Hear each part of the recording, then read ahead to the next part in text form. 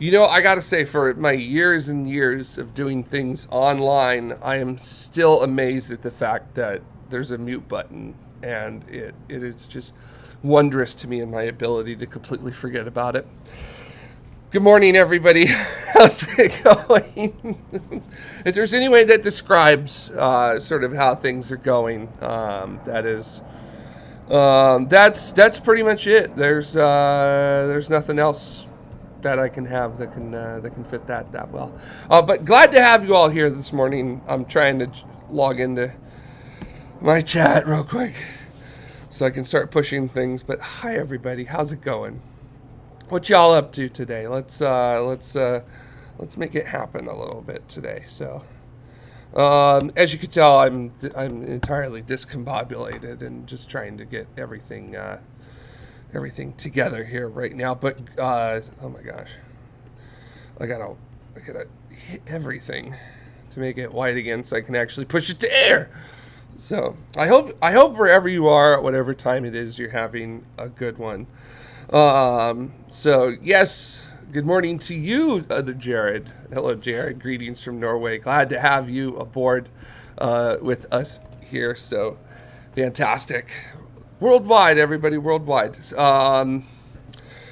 Yeah, I mean, you're not entirely wrong there. Where is it? Allison, still discombobulated from the member stream, maybe just a little bit. So I I had one drink on it, and that's not a lot, for me at least. So it wasn't like I was hardcore tipsy or anything like that. But so what? Yeah, exactly. Colton, prestige worldwide. Yeah, so happy to be here. Hopefully you're having a good morning, noon, afternoon, evening, night, wherever you may be. A very good point, Allison, which is it's not like any of us here haven't seen you eat on YouTube, and that's very true. And I'm going to have breakfast. What did you all have for breakfast? So, because I'm going to start having my breakfast. That's very good. And maybe if you'd like to, you can guess what I'm eating for breakfast. Eka is saying nothing yet, and should go fix that and have some breakfast. Breakfast is the most important meal of the day. I always have to have breakfast. Yeah. Colton, oh my God. 12, and I've only had a Monster Energy. Is it just 12 of the time or the age of yourself? So, I love you, Colton.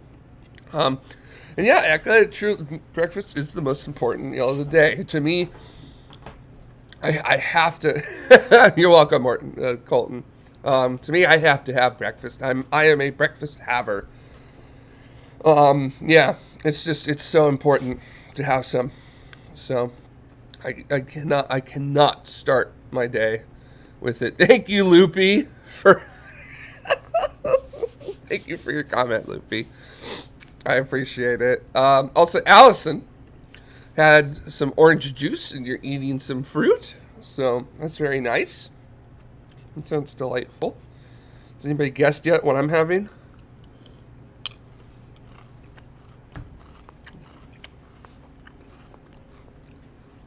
Oh, already getting into the technical questions.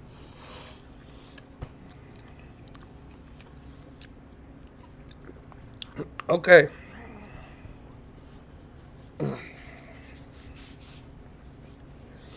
All right, so Jared, let's get the technical stuff started. We are less than 5 minutes in, and we're about to hit the hardcore technical things. Jared asking, this morning I ponder this: to launch payload to geosynchronous orbit, why is there a launch window? Doesn't the geodestination rotate synchronously? That's a good word. With the launch site, so you should be able to reach it regardless of when you launch. So launch sites, Loopy beat me to it right there. It does have to deal a little bit with the fact that the launch sites aren't on the equator. So Very well done there, Loopy. Also, the fact that as an operator of a satellite, you don't want to have to burn excess fuel in order to change your position in geosynchronous orbit as well. You want to try to launch your satellite as accurately to the position that you actually want it to be in. Yeah, it sounds a little weird on that front, but in physics, it's a thing. So that's really the only way I could think of on how to. It's really the only way I could think of how to explain it. So other than that, it really does matter because of the position and the amount of energy required to get to that position. You typically want to make sure you launch it at a time that is as low in energy as possible. So, yes, also, Loopy, this is another very good point, which is that when you're going to geo, the moon is a cantankerous butt face, and it will throw its weight around and bully you sometimes. And that is absolutely true. So the moon is a factor up in geosynchronous orbit, a very significant factor. So that's another thing you have to time your launch window. Make sure that the moon isn't going to interfere too much with you there. So, Jared, that was a super great question to ask, Jared. But yeah, it's one of those things that people don't really think about very often, right? But it is actually a very big factor of getting your satellite from Earth to geo. So, great question. Good one. Good first technical question to have for the day. So, very nice. So, nobody's figured out yet what I'm eating, huh?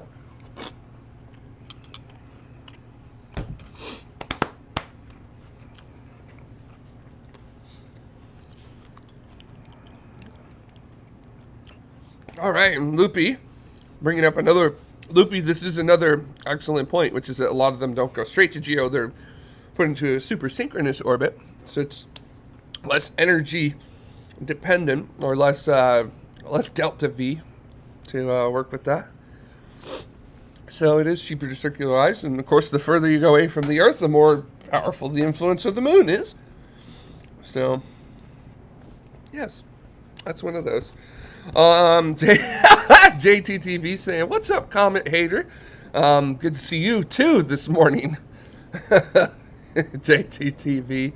Loopy saying, "I don't know why I know things about geosynchronous orbit." Well, it's a good thing you do. So people should get you things, Loopy. All right.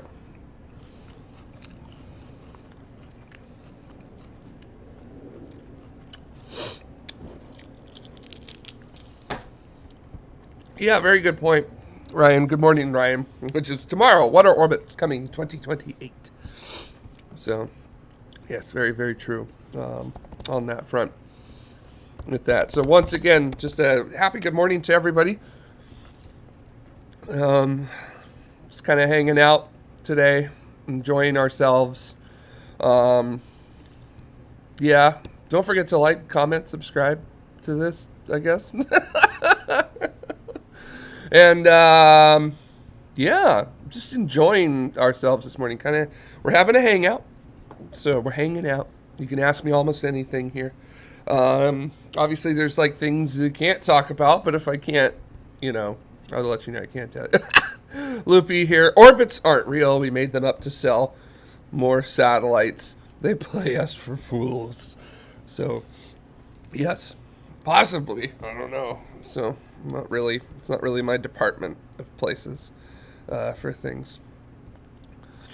Oh yeah, Benjamin. Hey Jared, good to see you again. Long time no speak. Are you good? Yeah, good to see you too, Benjamin. Super appreciate the check-in and things like that. Yeah, doing pretty good. A little bit busy with work and things like that. Also just making sure to have a good, nice work-life balance. With that and kind of make that happen. So that's why the channel's off to a little bit of a slow start for this year. Obviously slower than I wanted it to go, but at the same time, hey, I'm doing it. So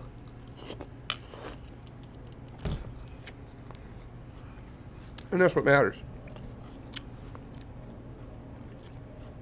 That's good. Nobody's figured out what I'm eating yet. So of course, I asked you all, what are you having for breakfast? And very few of you have gotten back to me about it. Colton saying that I should have pushed 2 hours and then do the Ask Me Almost Anything as a watch party for Falcon Heavy. Maybe. So, maybe. I don't know. I might go long. Here, you never know how long I will go with these. And actually, Cheap Piece of Crap, great YouTube name, of course, which is how long will he be online? I bought tickets to see The Whale with Brendan Fraser, but I don't want to miss this either. First of all, Cheap Piece of Crap, absolutely do not miss The Whale with Brendan Fraser. Fantastic performance and a great comeback from him, which really wasn't, I don't want to say, it's nice to see his comeback, but like, kind of is, because unfortunately he spoke out about a lot of stuff and he got into a lot of trouble because of that. With people like trying to, well, I don't know the whole story, but you can go find out about it. But basically, yeah, he back. And The Whale is pretty good. He's amazing in it, from what I've heard. So I'm not going to go see it, but because it's not quite my speed. But yeah, but no, we'll be going for a very long time here. In fact, what time is the launch at? So the launch is, oh man, that's like 5.5 hours from now. Or 4.5 hours from now. Thereabouts. Oh, that's very tempting to go long. We'll have to see. We'll see how I feel about it. I mean, if I'm here during the launch, I'm here during the launch. If I'm not here during the launch, I'm not here during the launch. And either way, please go enjoy watching the launch. So, if it happens today. So, weather's good, but, rockets is rockets. It can be, it's already been, it got delayed even. Wait, was that yesterday? That was yesterday. Okay. All right. It shows you where I'm at right now. I'm just so tired with things. And then, yes, Loopy, very good point, which is that, bad insular Hollywood reasons and things like that. Hey, Tony Cook, ladies and gentlemen from Griffith Observatory. Hi, Jared. I guess you're eating gach. Yes, of course, and still fresh, which is the most honorable way.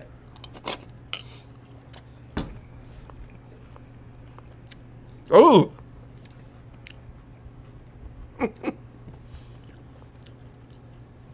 Norway, Jared. I had sourdough bread with bacon pepper pate for breakfast about 10 hours ago. We'll have dinner soon. Well, I hope your dinner is good. Also, I just want to point this out, too, from Colt, which is that Tim will be doing a stream. It's one thing to want to cover these things, and I do desperately want to cover these things, but there's also a big problem in my eyes, which is that it won't just be me covering these things. It'll be about 7,000 other people, and there are definitely a large number of those people that are significantly better than I will ever be at being able to do launch commentary. And Tim is one of those people that just go watch Tim. So one of these days I'll figure out doing a stream or something like that. But go watch Tim. One of these days tomorrow we'll do streams, live launch streams again. And I'll do that with it. So, yeah. But for now, no, I'm not going to cover it because there's somebody else out there who will do it. Yeah, JTTV asking, is this an IKEA chair? Yes, it is. It is indeed an IKEA chair. Oh my God. Benjamin saying, so remember your story about Buzz Aldrin? Yeah. Let's hope time doesn't go that. Let's hope Tim doesn't go that way when he comes back from the moon. No, I don't think Tim will. He's super awesome. He's just such a good, he's a righteous dude. So that's why when I found out Tim was going to the moon, I was like, if there's anybody who's going to be able to do it right for the common folk, Tim is, it doesn't get much better than Tim, honestly. And thank you, Julie. Appreciate it. Or Jules. Oh my God. Here I go again. Well, either way, thank you so much. I appreciate your thing with it. Indeed, Allison, tomorrow did just do a launch live stream. Thanks to Ryan.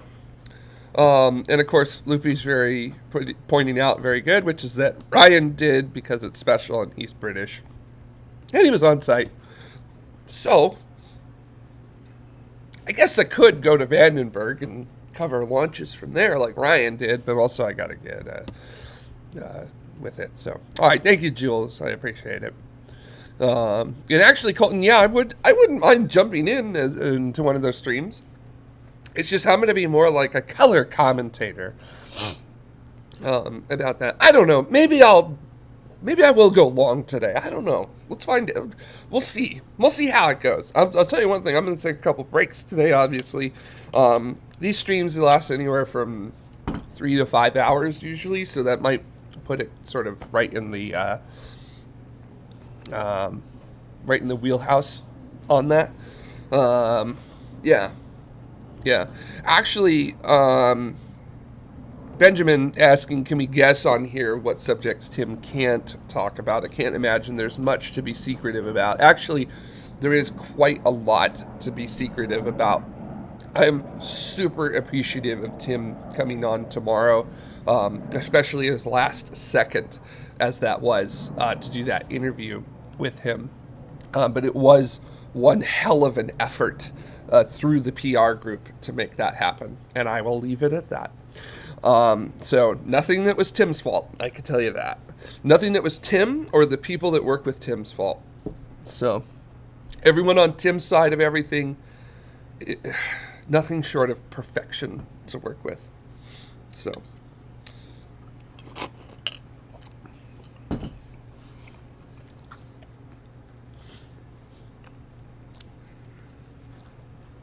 yeah, Eka. Pretty much. I can't talk about redacted, and redacted. I know that feeling. So.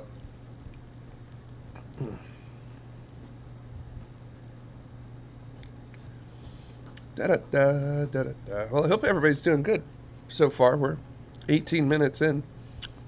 What watch am I wearing today? Only my Apple Watch. So, because I got up and I was like, I gotta get out there. I woke up like at 9:30 and I was like, I gotta get everything out there. So, yeah, good times. So only my Apple Watch today. I'm very sorry. But yeah, sometimes I just go solo. Also, I'm at home. I'm just doing that. Also, Allison, thank you so much for watching. Appreciate it. Have a good rest of your day. Appreciate you tuning in. And of course, I just want to remind everybody that if you are watching, that you can absolutely share this everywhere you can. If you do, it super helps me out in terms of getting folks to watch, other stuff like that, because ultimately my goal is to basically just use these streams.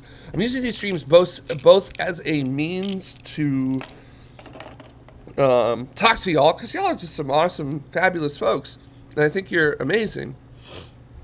But also at the same time, I am trying to do YouTube, I don't want to say like full-time professionally, but I would definitely like YouTube to be a job, if you will. I enjoy the heck out of this. But also, it's really difficult to do it when there's no money. And I know this is going to sound funny, but money is a little bit important. So in order to become monetized, you have to do 1,000 subscribers and 4,000 watch hours you have to have 1,000 subscribers and then 4,000 watch hours within a year period, depending upon when they're taking it or whatever. So I've only got, I think, 90 left for subscribers as of this morning. I know I saw Jake, I got a subscriber earlier this morning from a friend of mine, and I appreciate it, Jake. Super good. You should get together and drive some race cars at some point. I would love to film that, because it would probably be funny watching me try to drive a race car properly. I'm not Dutta, I'll say that. I'm a Jeeper, not a Dutta. So that would probably be very funny to put me in a race car.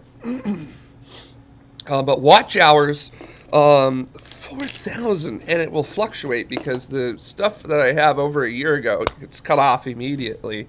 So, yeah, that's kind of how that goes. Oh, what's up? Hey, Suki, do you want to come say hi? You want to come say hi, Suki? Nope, Suki's out the garage.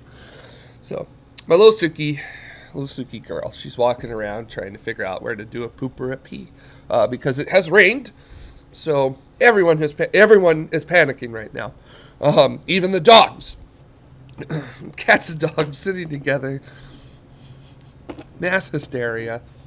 So yeah, she left. So and I'm not going to bring her back over. It's her prerogative, whatever she wants to do. So yeah. So anyways, I'm really trying to make something out of this. So I don't feel like I'm like Tim Dodd at the start of his Odyssey because I don't have much in terms of a shtick like Tim did, and then Tim just took it and ran with it and became unbelievable at how he's doing. So, Loopy, my cat is scowling at me. Well, if I'm going to be honest here, that's pretty much every cat I've ever encountered. So, no big surprise there. And now she's left. So, yep, that seems to be how cats work. That's how to do. All right, let's go back because there were some really good ones here. Loopy, I would offer to do tomorrow launch coverage. I don't know. Ping Jamie. Maybe we can make it happen. Oh, Benjamin, I used to think your garage was a set for your videos years ago. Oh no, it is a real garage. So I actually did have to pull my Jeep out of it this morning. Just to confirm, this is a real garage in a real place, okay? So so it is real, everybody. It's half of the fun of it. So all right. So, Loopy asking opinion on oatmeal raisin cookies. I'm for them. I definitely want them to be labeled accordingly, but I'll eat. I absolutely love oatmeal raisin cookies because I love cookies. Yeah, Jules, oatmeal raisin equals breakfast. Yeah, I would eat a whole bunch of those for cookies, with it. So, Colton, can we name the garage Skunkhead like Skunkworks? Maybe we'll have to see. I would like to put a big thing somewhere in here, but also where it is. Yeah, thank you, Colton, for pointing it out. I just put my assassination coordinates out there, so I'm now gonna get banned from Twitter. So yeah, God, what a mess that is. Gosh, what a fool he's being shown to actually be, which for most of us has been something that, we already knew that ahead of time. So, yeah. Imbecile.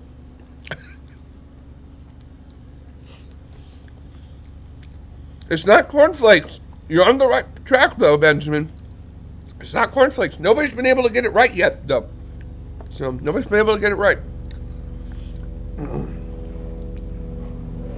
Oh, is that one of you?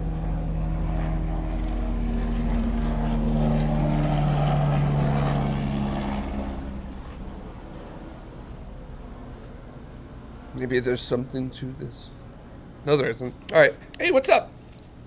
Didn't they end up finding out that, like, the person who, like, Elon said assaulted him actually didn't, and his security just went, like berserk on that person? Something like that? I think it was something like that.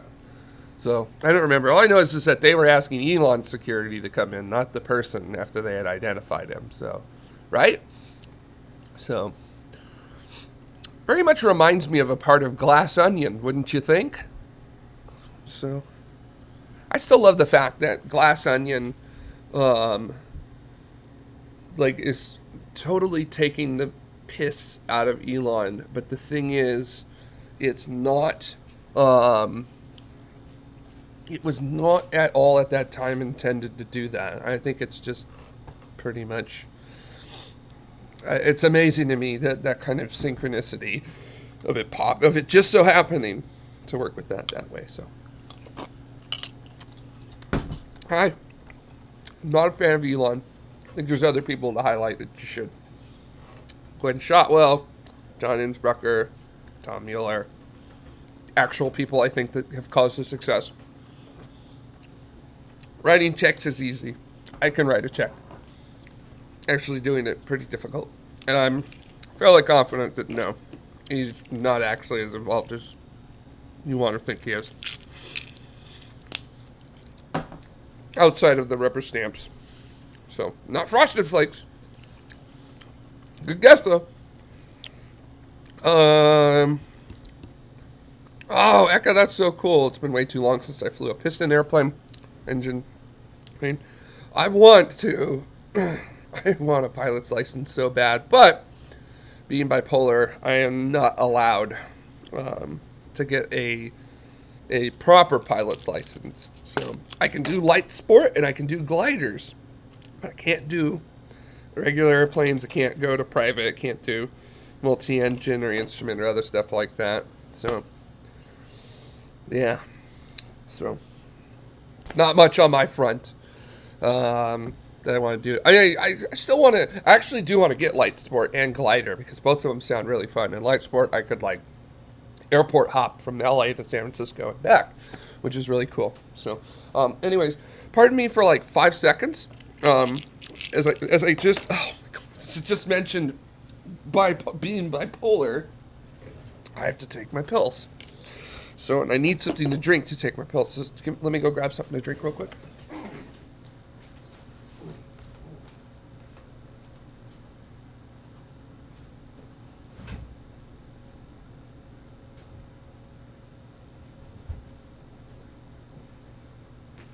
Oh, thank you, Missy.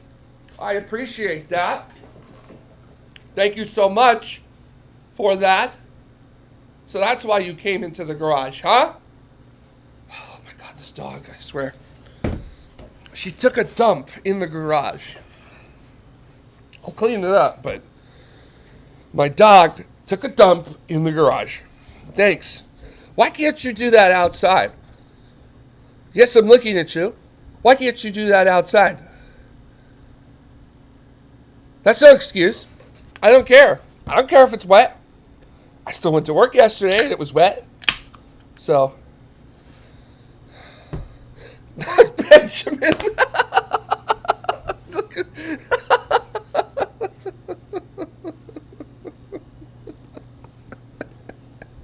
Like my last name.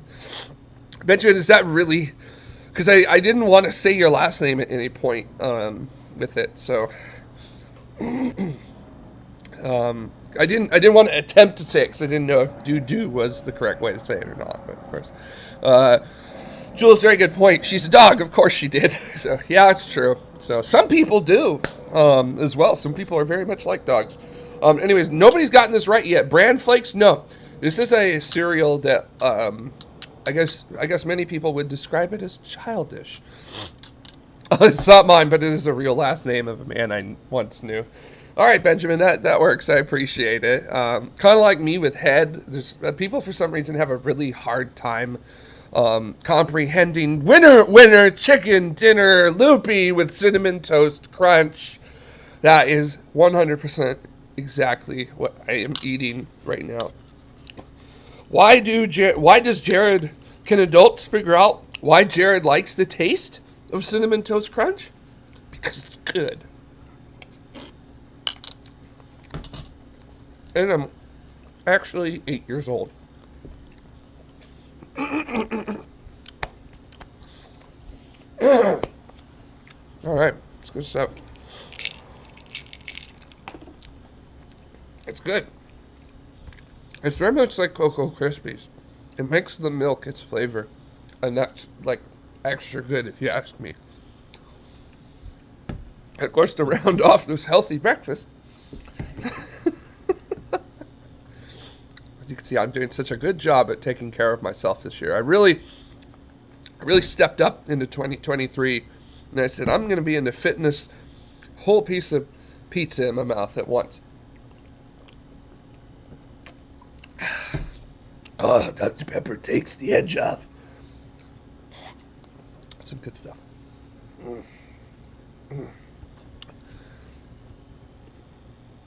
Oh yeah, Eka, I've seen a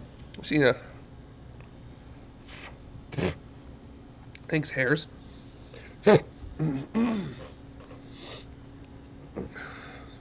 It's pretty good.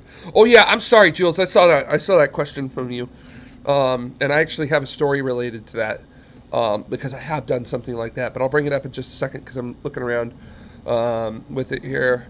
Far Striker taking account of my time away. So, and saying General Kenobi. I don't know. Is that me? Like you're saying that to me? Because that's high praise if you ask me. With it. There goes some more airplanes. Should I just start calling out the airplanes that are flying over where I live?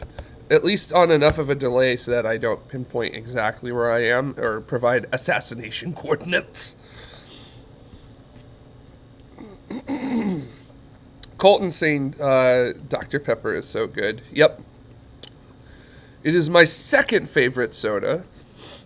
It is also Dada's favorite soda. Just in case you wanted to know.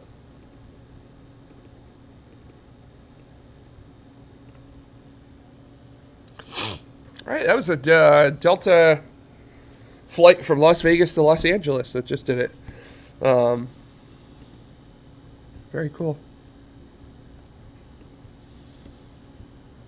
So, anyways, I do have Flight Radar 24 Gold membership because I fly a lot, right? So you go back from LA to San Francisco and back a lot. So I have it just because I like airplane. First of all, I like airplane spotting. As you can hear, things going into LAX are relatively close to me. So it's pretty cool. And yeah, it's how neat is that? It's pretty neat.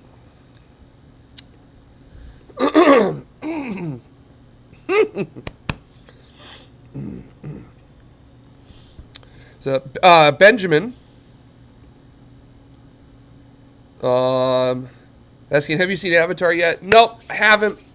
Much like Comets, not a big fan of Avatar. I mean, it's cool and all if you like it, but like, it's not my speed. It's I saw the first one in movies and things like that. But like, I was also like, oh, it's Pocahontas with blue cat people. Cool. So yeah. I mean, if you like it, you like it. It's just not for me. So. Oh, this is a good one. Jules, actually. I'm still gonna get yours. Yeah.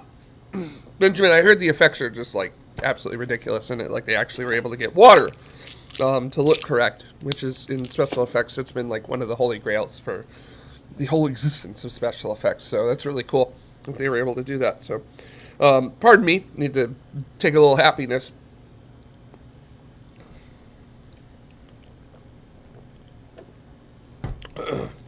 Although actually those two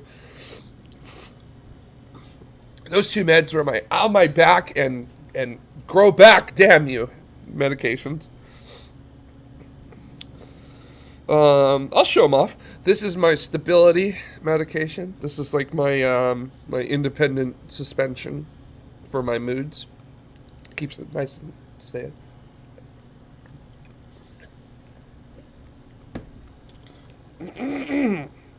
This is the happiness.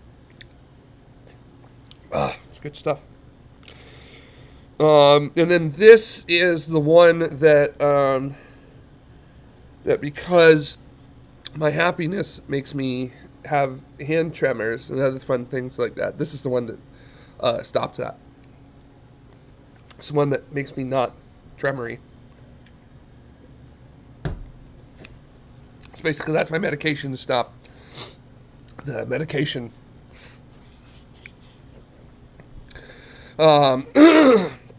Joe's asking, did you have good holidays? Hope so. Your favorite part of the holidays? Yeah, I did have a good set of holidays. My absolute 100% favorite, bestest, mostest enjoyablest holiday is indeed Halloween. So I love Halloween.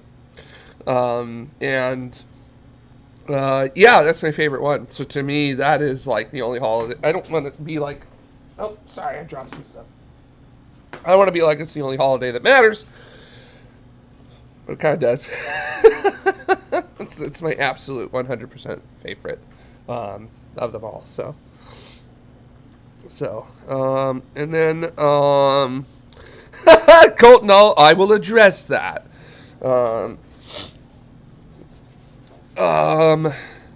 the and then I mean Thanksgiving's pretty cool. I had a really good Thanksgiving this year. I went out to a restaurant for it, and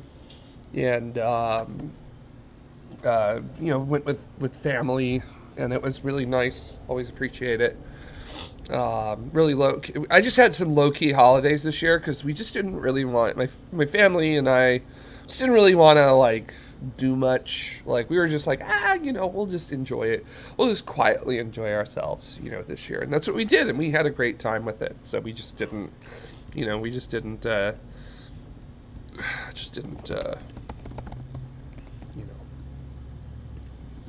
didn't overdo it, I guess is a way to say it.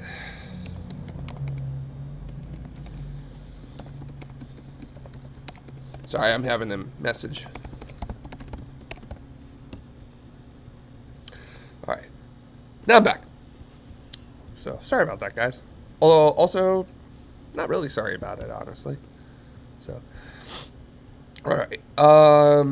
Colton asking, when will we get a banana stream? Oh boy, I think this is going to require some explanation, which is that being a furry, I will often go to furry conventions. Although I haven't gone to one since early 2020 because I'm just not comfortable enough yet with COVID and everything. Probably going to go to MFF later this year, if you know what that is. So we'll have to see. Really wanted to go to BLFC in Reno this year, but they decided, I think if I'm understanding it correctly, the hotel strong-armed them into doing the convention, not on a weekend, but from like a Monday through Thursday, which, no, I can't do that. So I won't be going. I would love to go to that, but that's just, yeah. Thank you, Loopy. I appreciate it. You are doing an excellent job of it, by the way, just to let you know. But what does Colton mean by when will we get a banana stream? Okay, so back in 2012 at Further Confusion, which is the largest furry convention here in California. I think it's up to like 4,000 attendees, and it's actually happening this weekend. But I don't want to go because of COVID. So I'm still holding back. I got really hammered, as I often will at these things. And I managed to put on a friend's banana costume and started running around the hotel and San Jose with it, and ended up in a couple clubs wearing the banana costume as well. So it was great. It was maybe one of the best Saturday nights I've ever had in my life. And it was really funny because my partner at that time, who I'm no longer with, but wish him the best, they were desperately trying to find me, and they said that they were going up to people and being like, have you seen my banana? Where's my banana? Because they too were very hammered as well. So, drunken escapades in the Bay Area, one of my specialties. So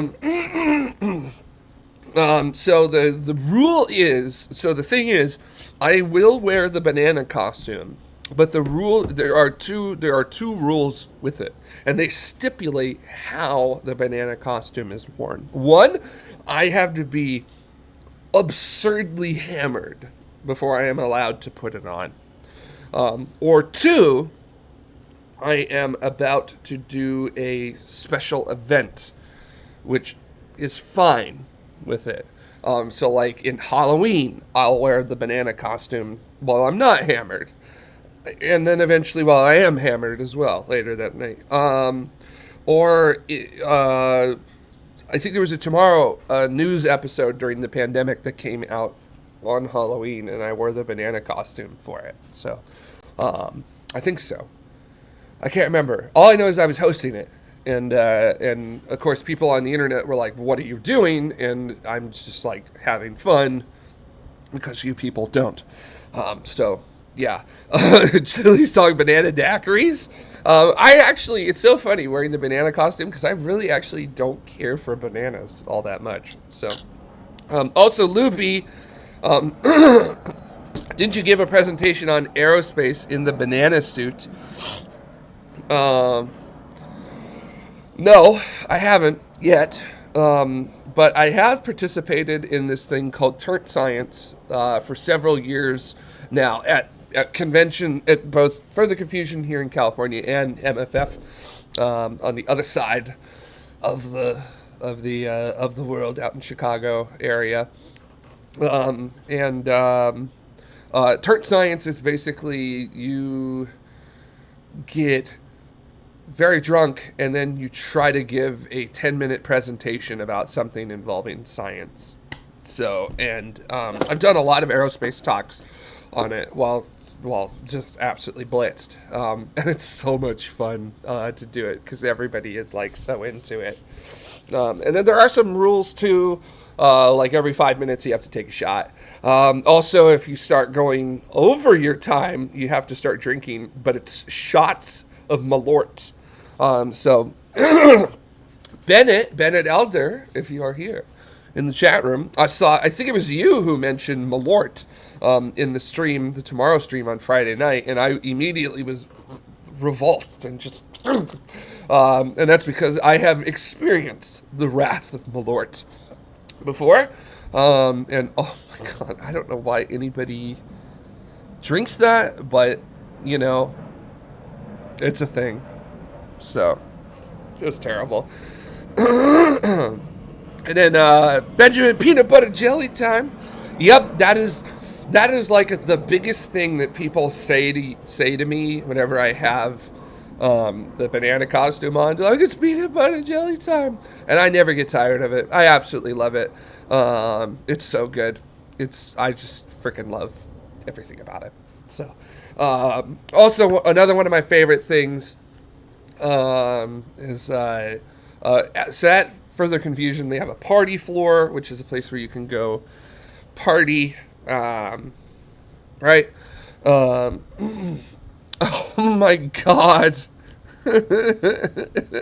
Julie should have a cannabis medicated history. That'd be even funnier than with alcohol. Well, the problem is if you're like me and you ingest cannabis, usually within about an hour I'm asleep. So makes me fall asleep for some reason. So I don't know. Anyways, so yeah. So that is something, by the way, that is something that I do as well to help me sleep. So I guess there goes any chance in an aerospace job. I don't know. Just realized something. I'll talk about that in a bit. Yeah, cannabis makes me really, really tired. As it does. Not that I'm not already tired. Gay and tired. So that's pretty much how it goes. Homosexual and tired. Did somebody put out an article yesterday that was like, don't use the word queer or something like that to describe yourself? I don't know. It was apparently by some very anti-trans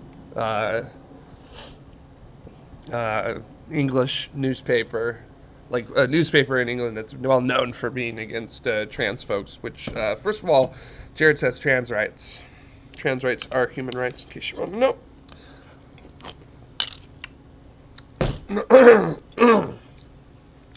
And, yeah. Just, I thought I would clarify this to all the people who say that you should not say the word queer because it's a slur. I'm queer. Sorry. So, yeah. you're allowed to reclaim them. So.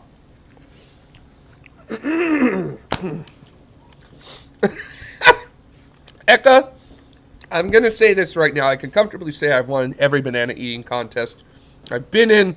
P.S. I'm queerest of the queer.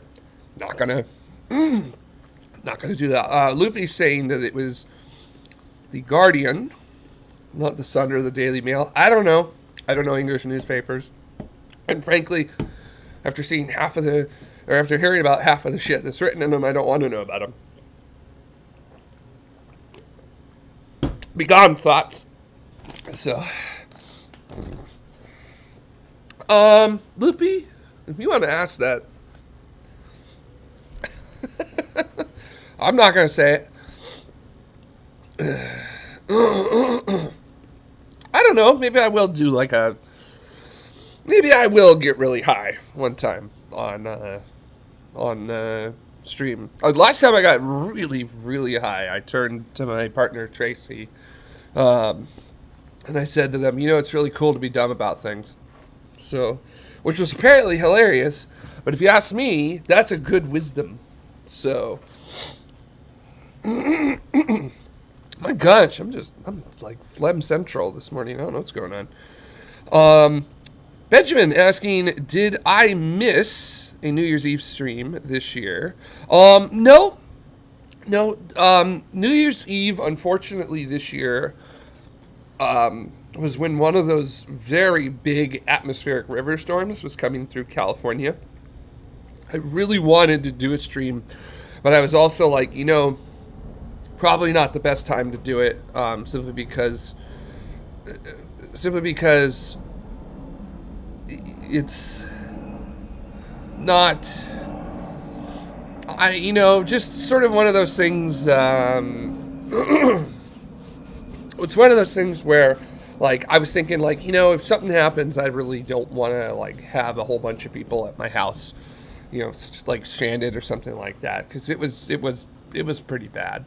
So, I guess to kind of put it into terms of how, so I don't think people, it's been raining a lot here in California and in Southern California, and people have been thinking it's really funny about the fact that it's raining a lot, but also it's kind of not to us who live here, because we're getting a lot of rain. We need that rain, obviously, because of drought and stuff like that. Grubby, hi, welcome. I have not talked about comments yet today. If you would like me to, we can, and I can get mad again like I did on tomorrow on Friday night at the end of the show. You can go watch me get mad about comments, and I will happily get mad about comments again today. But first, the rain. But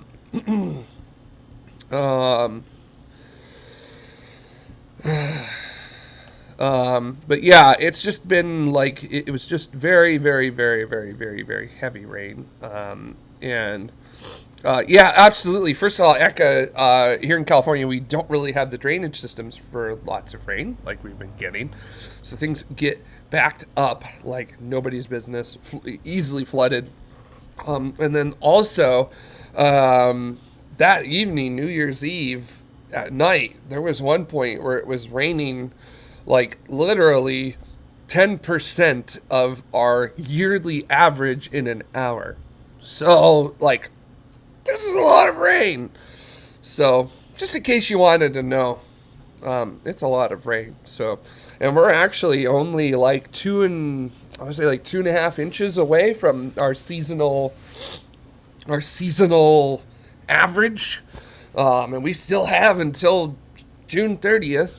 So, but this is not a complaint. I'm super happy. First of all, I really do love rain. Rain is beautiful. It's delightful. I love everything about it. Cleans everything off. Cleans my Jeep.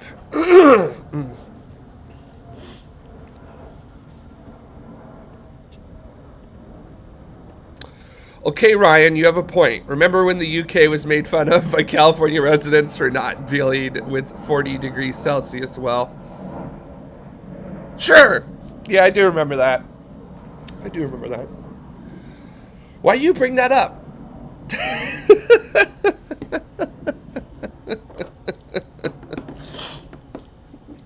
I do want to say though, this is probably this is clearly very anecdotal, but this winter has really actually felt like a winter. And this is the first time in a very long time that we've had a winter here, at least in the Los Angeles area, that has felt like an actual winter. Like it really, like it's cold. Like I have a heater on right now out here, even though I am wearing shorts because it's Los Angeles. But yeah, like this is the first one in a very long time where like like it actually feels as cold as I feel it should. So yeah, pretty cool, right? Like literally, in some senses of that word. So excuse me. Man, I don't know what's going on. Oh, yeah, thanks for reminding me, D-Pod. Thanks so much. Thanks, Ryan. You smart ass. But yeah, we are definitely well ahead of our seasonal averages on things, and I really do hope it keeps going because we need the rain so like badly. So please, more.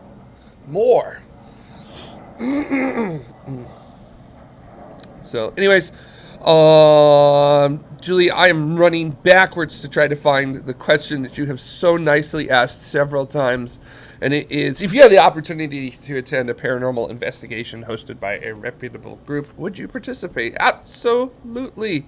That would sound fun. So, would be very interesting with it. I personally have not experienced anything that I think would be described as paranormal or anything like that.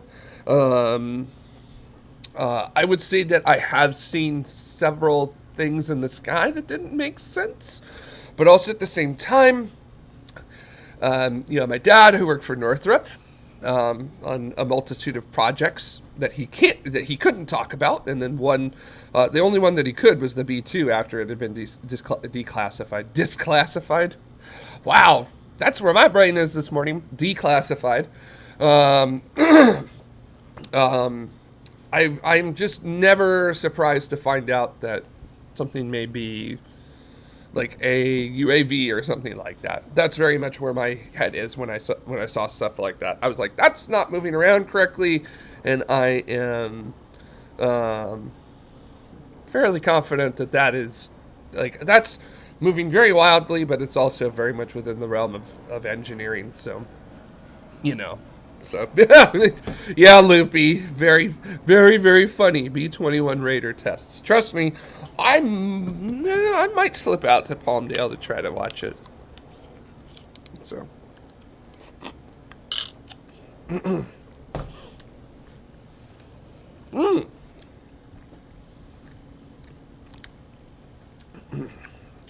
Yeah, heck, I've seen a UFO over the middle of the Atlantic. We figure it was a fighter jet not responding to hails.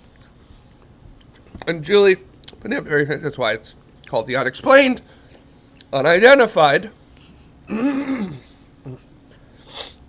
So, yeah. Benjamin, I see a quick temp check in LA. It's 14 degrees Celsius here. That's balmy. I guess it's balmy. It's cold for me. Surprised I don't have my jacket, honestly. But, I guess that's just how I'm feeling. You all are keeping me warm today.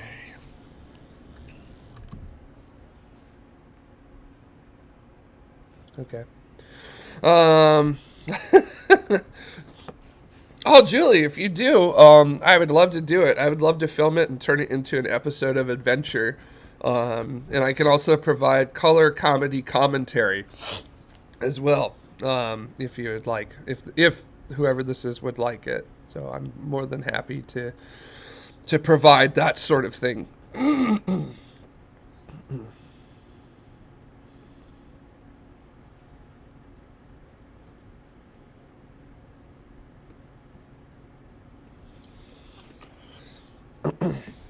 Actually, Ryan, that is exceptionally true. So the reason the 21 wasn't rolled out all the way mostly has to do with certain. Oh my God, that is such small text.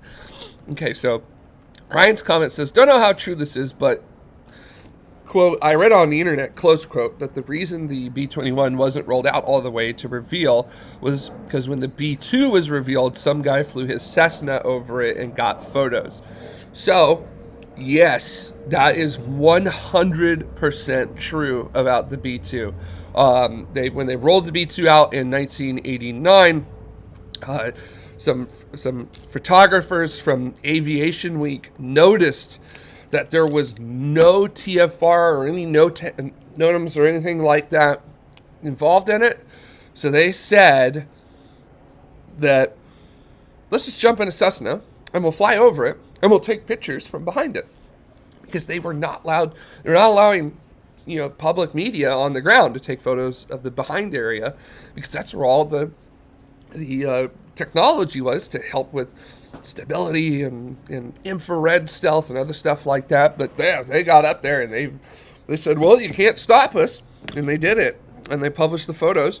And they were very mad. My dad was actually quite mad about that when I brought it up once.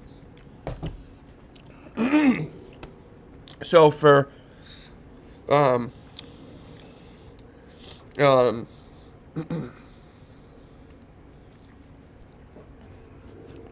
So for the B-21, I'm very much not surprised that it was. I heard that they were measuring the height of the lenses on people's cameras. So, yeah, like just ridiculous stuff. And you're only allowed to have certain lenses as well. Man, that's wild. But also makes sense, because you don't want to show things like leading and trailing edges in the rear and other stuff like that, where the real hardcore technology is for that. So, yes. So that is 100% true, Ryan. So, yep.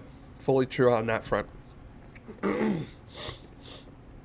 Grubby asking, this is going to be a small text one, so I'll read it. Jared, how are the ladies of tomorrow? Do you still keep in touch with Lisa, Jade, Athena, Jamie, Carrie Ann? Can we expect any reunions or exciting new projects related to our favorite topics? So, yes. I just do still keep in touch with folks. Lisa, still talk to. Obviously, Jade, very much still talk to. In fact, Jade and I were on a game show together last year. So that was a lot of fun. And we won on the game show too. So it was a part of a little team of smarty smarts. Athena, I don't really talk to so much. Athena's kind of doing her own thing, but it's great because she's really succeeding in her own thing. It's really awesome to see her getting so good at what she does. And then Jamie and Carrie Ann. Jamie, I keep in touch with Jamie all the time. It's just that Jamie's not on the show because Jamie's busy with work. Carrie Ann, yeah, keep in touch as well with it. Also, yeah, Colton, Sarah, who was on the show as well for a little bit. Sarah, yeah, I talk to Sarah anyhow because we both do work at the observatory together on the All Space Considered show. So yeah, it's not like oh, we just talk to each other occasionally. It's like, no, we work with each other. So yeah, we collaborate quite frequently on projects at Griffith. So that's like a frequent occurrence as well. And yeah, actually, Ryan, Athena did get a show on Curiosity Stream. So again, Athena's taken off, and it's just really awesome to see her getting that. So very, very, it's awesome to see these kinds of things. I love it when people succeed. It makes me very, very nice. Congratulations, Eka. You may keep it.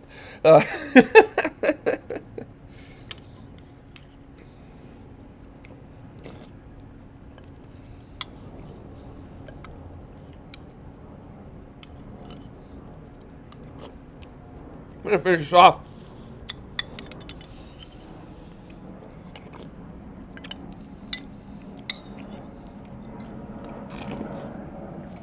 All right, that's that.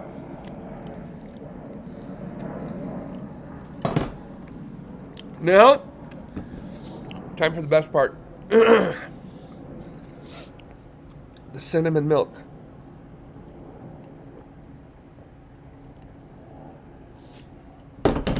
Oh, oh, that hit the spot.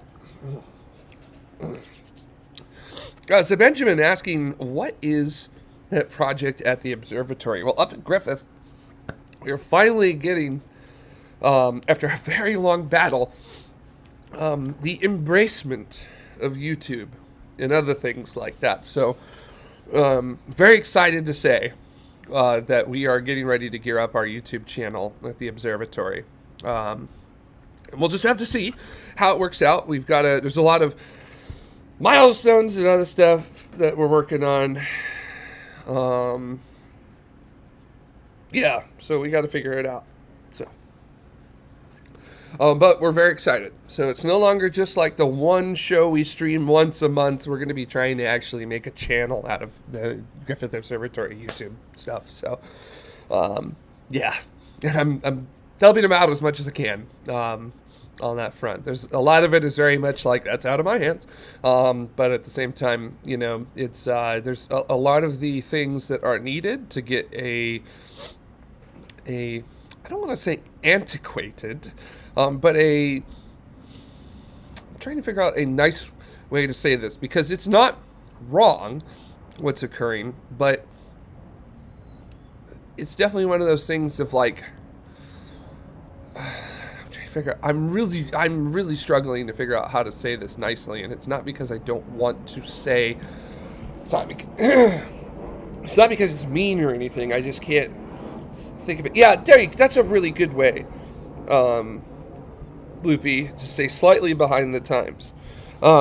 Yeah, Griffith's been behind the curve a bit on some things, but we're fixing it. So we're speeding up, we're accelerating into the curve, and we're gonna hit the apex and come out very quickly. And I'm really excited about it because a lot of the inertia. Oh yeah, very good actually way to describe it, Loopy. Institutional inertia.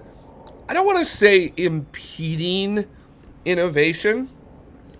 The institutional inertia just wants to make sure that we are presenting the observatory in the correct way. And it's a very big balance between wanting to maintain a incredibly entertaining perspective with a incredibly informational packed set of things. So there's a balance, a real balance, and it really, I don't think people understand how much work it really takes. How much work it takes to do these kinds of things. And Dan, I saw that you retracted your message. You didn't need to do that. It's fine. It's a perfectly reasonable way of describing it if you want to. But yeah, it's really difficult to find a voice and stick with it.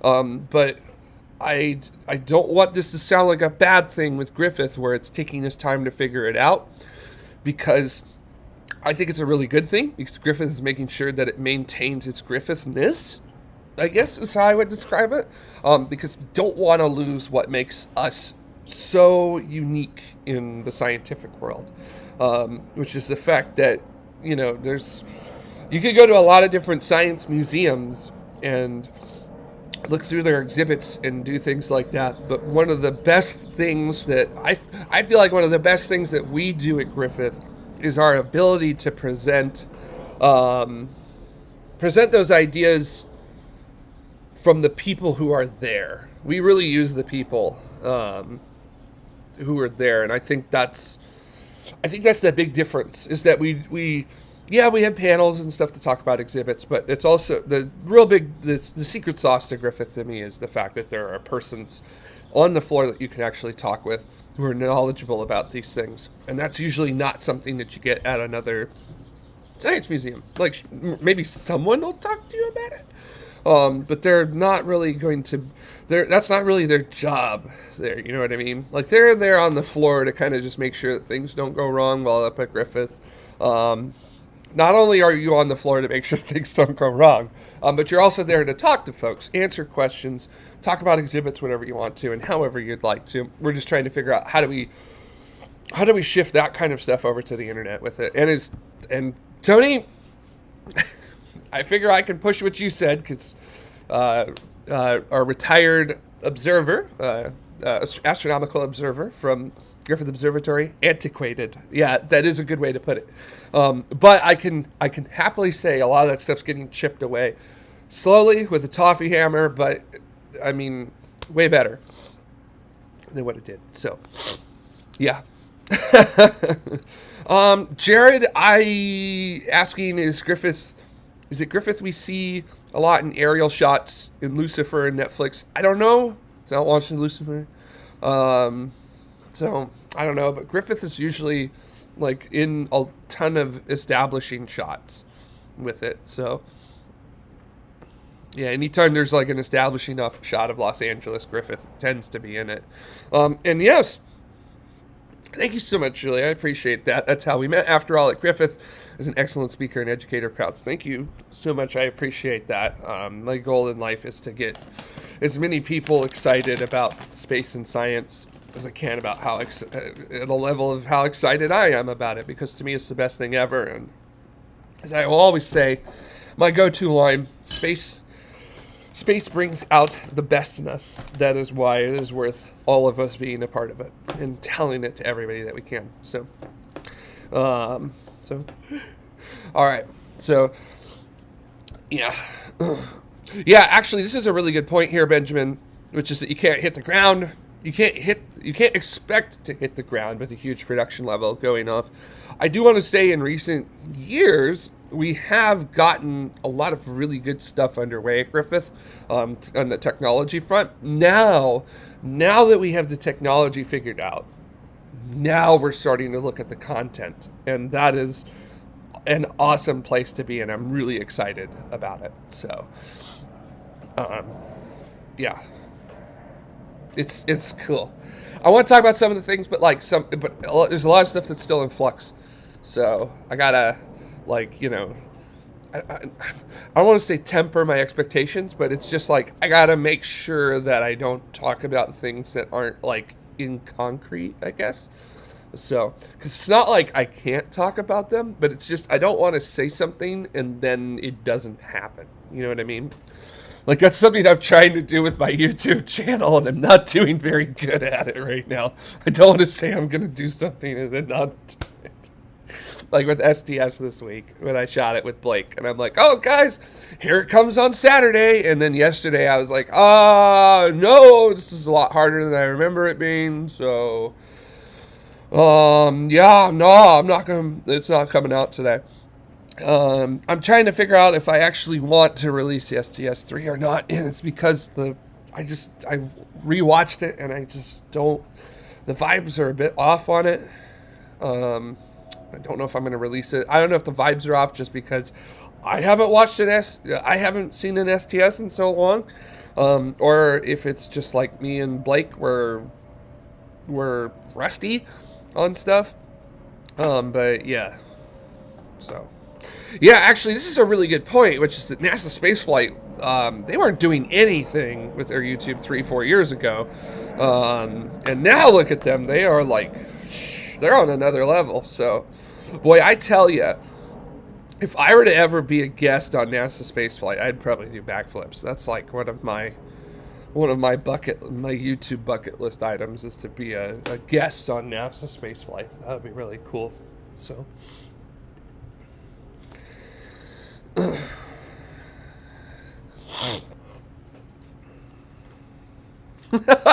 like that, Eka. Actually, that's really cool, which is at Custer, which is where you were talking about doing some stuff. There were many who wanted to maintain it as a museum due to its history, but it really was formed as a science institute. Astronomy club members all became members and outvoted them. So, yep, that is a way to do it. Oh my gosh, that text was tiny. Sorry about that, everybody. Maybe I'll stop pushing the tiny text with it. So, Ryan, I was mostly just joking about. I don't need to be a guest on NASA spaceflight. I would have no idea what to talk about. And honestly, because I look at things like SpaceX realistically, I'd probably piss off a huge number of people. So it's probably not a good idea for me to come on. Benjamin Asking, have you ever met Scott Manley? He managed to do great YouTube videos without a huge production value, and his videos are awesome and they get lots of views. Not met him. I know that Scott Manley was on tomorrow on Orbit 8, which is actually the orbit that I was also a guest on tomorrow. Before I was asked in line at the Indiana Jones ride to join as a correspondent. And yeah. Yeah. So. Oh yeah. Yeah. Just I think a good way to point that out. Who would I be pissing off? Maybe not people at NASA spaceflight, but definitely a lot of their audience. Yeah. I don't know what it is, but I'm just like, I'm not like, I don't buy into the synergistic new age speak of gobbledygook words and things that you'll often hear from a lot of aerospace companies nowadays. Like, I don't buy it. I'm an engineer through and through. Show me the data. Anything without data is just opinion. So that's why, that's why I end up often annoying SpaceX fanboys, is because I don't drink Kool-Aid. I drink Dr. Pepper. And Dr. Pepper has a PhD, so he knows a thing or two. Should I say they know a thing or two? Good stuff. Yeah, Grubby, actually, yes. So a Disney membership is the way to get ahead in the space industry. Got it. Yes, it is. Yeah. I'll tell you one thing. I am not a Club 33 member. I would love to be a Club 33 member, but that's also a quantity of money I don't know if I will ever have. Yeah, Julie, you're a debunker at heart. Excellent. Yes, I feel like debunking is a very critical part. I mean, that's how science works, right? It's the peer review process in a sort of clunky word for it. Yeah, I guess. So, yeah. Yeah, I do like it. I do enjoy it. So, but I don't look at it, at least in terms of like engineering wise and things like that. And I don't look at it as debunking. I look at it as getting it right. It's very important to get it right. So, yes, I love that, Loopy. On a long enough timeline, everyone ends up at NASA spaceflight in some form of spaceflight media Katamari ball. Oh, that's perfect. Also, yes, I think you just heard me opening up some bagel crisps, which, look, Ryan, they're called crisps, but I don't know if you would determine these to be crisps. So please tell me, Ryan, is this a crisp? Is it a crisp? If anyone's going to know, it's Ryan. So... Oh, but are these crisps? I see that you're like, oh my god, crisps. See? You said, oh my god, crisps, but are they crisps? Are they only crisps in name? So, okay. So Ryan, our properly British person, says I would call that a cracker. So, are you talking about this, or are you talking about me? Because you would be correct with both. It's kind of a they're bits of burnt toast. It's a crouton in a different shape. So I just want to point out that these are bagel crisps, New York style bagel crisps.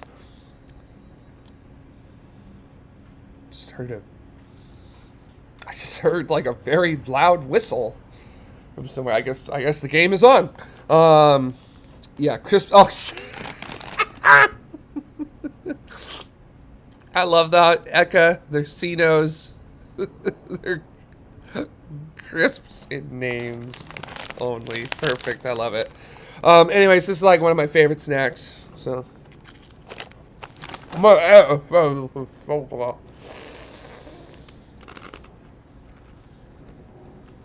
Hmm.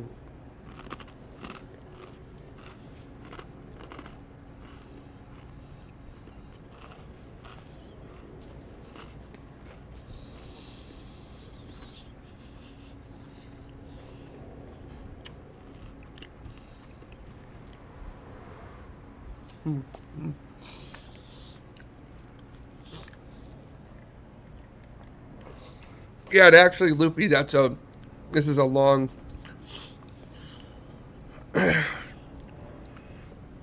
Oh my gosh, that sounds delightful, Ryan. We have similar things, but they're bigger and thicker, and I put Wensleydale and cranberry cheese on them for lunch today. That sounds delicious-able. If I had cream cheese, I would actually absolutely throw cream cheese on them. But I don't.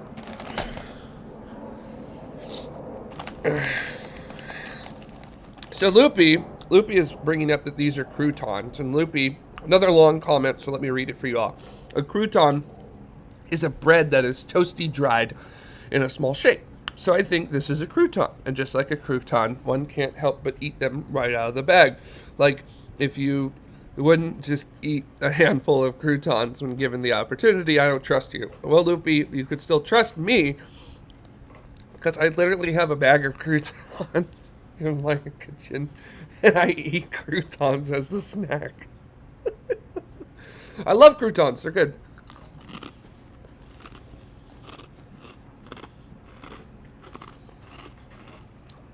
I always love a little bit of lettuce with my croutons. Actually, I always love a little bit of spinach with my croutons. I'm not a lettuce person for salads. Someone wanted to talk. Thank you, Julie, keeping us on track here. Someone wanted to talk about comets earlier. And love Wensleydale, by the way. Never had Wensleydale, so I guess I should go have it. Oh my god. Eka, you are so full of good advice. I often use the broiler to melt cheese on crackers. Always cover the whole top of the cracker to avoid burnt edges. Oh my gosh. Okay, here's a debately cursed food question from Loopy. When you get a muffin in a wax paper liner, do you eat the paper liner to get all the extra baked on muffin goodness that got left behind? I gotta say that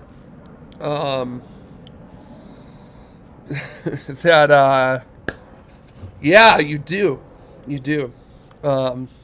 I eat it. You don't eat the paper, obviously, but like you eat the leftovers. Yes. I don't know if you guys like burgers, right? You get a burger wrapped up in the wax paper or something or whatever. Excuse me. Sorry. See, I can burp on my show. I can fart on my show if I wanted to. So, not like tomorrow where I have to maintain an air of professionalism. I can be as unprofessional as I actually am here. Well, Loopy. Loopy, those are some really good points. I used to eat paper as a kid, so maybe I'm just weird. Also, maybe that's also just cow behavior. Well, if you ask me, eating paper, cow goes it. It's kind of cow it goes. So, yeah, I got an air of decorum. Uh-oh, is my internet not being nice? Is my internet not being nice? I'm seeing my stream kind of get a little choppy on my end here. Oh, my neighbors. Must be some football happening. So, oh, here's one, which is Benjamin. Have you ever farted on a TMRO live stream? I absolutely have. I have this delightful ability to mute my microphone in front of me, so you bet I have. Also, and I have absolutely farted in front of everybody at TMRO. If I get comfortable enough with you, I will fart in front of you. And I'm entirely comfortable with everyone at TMRO, so I just will let them rip. So it's the way it goes. I mean, just don't get mad when I do. It's a sign of pure trust that I've cut one in front of you. Yeah. Boy, where do we go from there besides up? Colton, yes! 90 minutes of ass, and that's all it was on the screen. It won Best Screenplay. I love that movie. Okay, so first of all, I gotta tell you, okay, so if you've never seen the movie Idiocracy, you have to see it. It's one of my favorite comedy writers and directors, Mike Judge, who's just like, everything he does is gold. I love Beavis and Butthead, which I realize someone of my apparent intellectual caliber shouldn't. But also I don't care, because Beavis and Butthead and Jackass and Space Ghost Coast to Coast, that's like my holy trinity of my childhood comedy. So if you've ever wondered where does my sense of humor come from, Beavis and Butthead, Jackass, and Space Ghost Coast to Coast. That is three things. Those three things are fundamental to my comedy or my jokes and my sense of humor that I have, for better or for worse. But yeah, there's a movie called Idiocracy that Mike Judge did, which is about a guy who goes in for a medical test or something for the army, and they leave him in hibernation for like 500 years, I think it is. And he comes out of it, and he's back in society, and everyone is stupid, basically. Which actually, there's a lot to be said about that movie. Maybe not necessarily, how would I describe it? Not being a funny comedy anymore. Maybe an actual truth. Yeah, exactly. Good one, Grubby. Not sure. Yeah. And at one point, his character goes to a movie theater because there's a movie called Ass, and that's literally all it is on the screen. It's just an ass, and then there's like little fart noises that you can hear going off, and there's like a voiceover that happens throughout the movie explaining things, and the voiceover is like, and that's what the movie was, an ass for 90 minutes. It was nominated for several Oscars, including won them, including Best Picture and Screenplay. Something like that. Yeah. And there's a really great story about it with Mike Judge, where he got, everybody in that theater was there, and they actually put pictures of an ass with fart noises on the screen, and all of the extras that were in the we'll get to that in a second. All of the extras that were in the theater were actually laughing. Like, that was not like people acting like laughing. They were actually laughing at it. So Mike Judge had this whole thing where he was like, I can't believe I just proved the point I was trying to make. And he felt so bad about it. So yeah, good times with that. So and then also Colton is bringing up something as well. That's a very like Hunter S. Thompson, unfortunately I proved what I set out to prove kind of quote, which is great. Colton saying, it's already happening, Jared. There's a guy on TikTok that is just a guy getting hit in the nuts in various ways.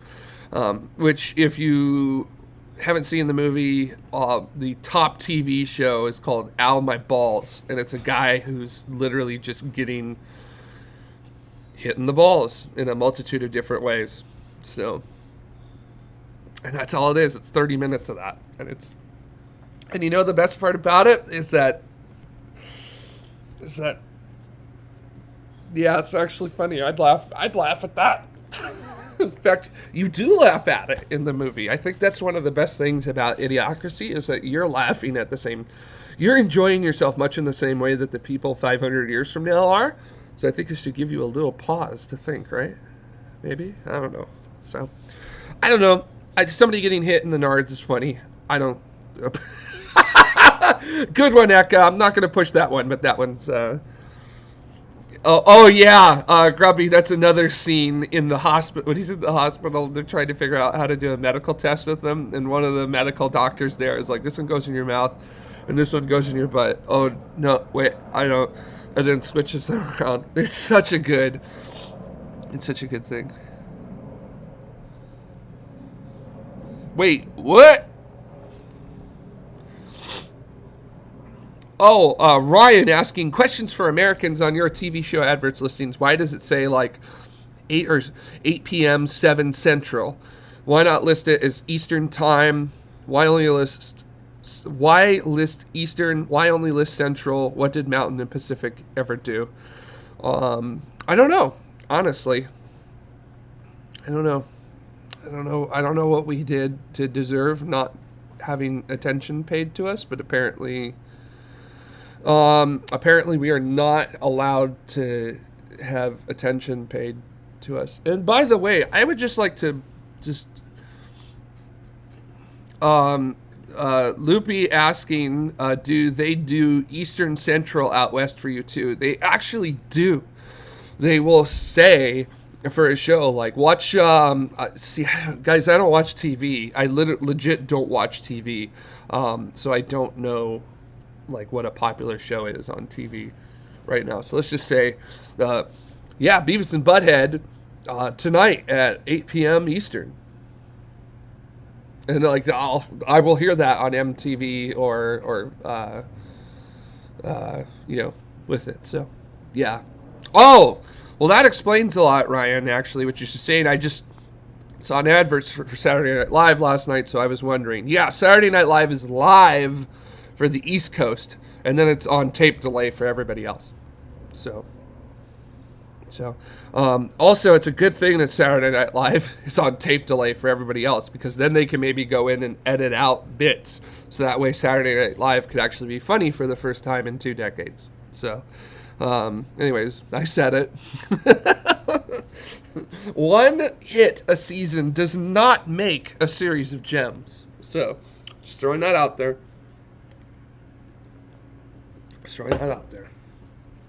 I'm not a fan of Saturday Night Live. I think it's not very well written. Benjamin asking, what game show were you on and won? I was on a Game Show Network original game show, which is called Common Knowledge, and it was literally it's like a quiz show about common knowledge that apparently everybody should know, and it was really fun. I quite enjoyed it. We did end up winning the top prize, which was $10,000 split 3 ways. So that was pretty cool.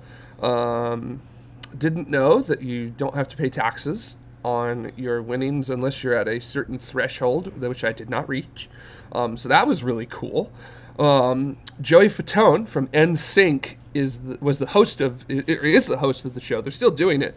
He was so much fun to be around. He asked me, this was when I had my mohawk still, he asked me how I did my mohawk, and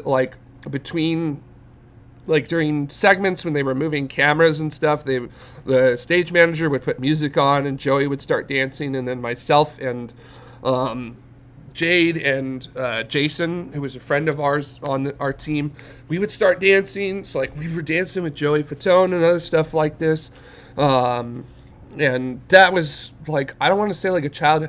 That was definitely a childhood bucket list thing. I felt like I was on stage dancing with a member of NSYNC. It was pretty sick. But yeah, he was absolutely charming. So much fun to be around. And yeah, it was really great. I thoroughly enjoyed it. And I always, yeah, it was really cool. Loopy asking, I always wondered about the logistics of game shows. Like, do they at least cover your travel and lodging if you're coming to be on the show? I think for certain ones they do. For this one, I don't think they did.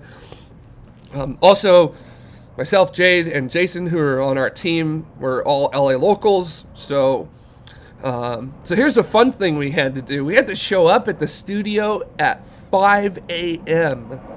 Oh, God! That was tough. Because the studio was up in the valley, which is north of Los Angeles. So I had to leave my house at like 4 in the morning to get there. I didn't really sleep the night before because I'm like, I'm going to be on a game show. Yeah. Yeah, but it was really fun. I thoroughly enjoyed it. I would go do it again in a heartbeat. So it was really good. So, Julie telling me, Jared, you should check out the UK show called QI. It is brilliant and hilarious. And yes, I love Quite Interesting with Stephen Fry or Sandy hosting it, both of them. Yeah, I actually know about QI and I watch QI a lot because I am subscribed to their channel on YouTube. And I so wish that we could have a show like QI here in the United States. But that is not going to work out well because it would require people. They would require people to actually want to be smart. So, which here in the United States, that is not a positive. Being smart is often not viewed as being a positive. Being rich, yes, because in order to be rich, you clearly had to be smart. So, but I also think there's a certain someone who over the past 3 or so months has proven to us that it's not necessarily true. I'm sorry, I'm being so mean, but he deserves it. He could go cry on his pillow of hundreds. So, as I spill my Dr. Pepper, good stuff. Doing really good here today. Actually, yeah, that's also a good point, Julie, which is that we don't have equivalent panelists here in the U.S. that we know about. Actually, I take that back. I feel like there are plenty of celebrities out there who would be very good at something like QI. Yeah. And actually, yeah, Benjamin, I do want to point, that is a fair thing to point out, which is that I did used to look up to Elon quite a lot. But then I got older and I got into my understanding of how to run things effectively and sort of how to skunk works it all. And yeah, I just not my speed anymore. Yeah, I think the biggest problem with him is that there's nobody around him that's willing to say no. I think if there were people around him that were willing to say no, he'd be significantly better off than he is, at least in the public eye, with that. But I mean, make your bed, you lay in it. So, and yeah, I very much did used to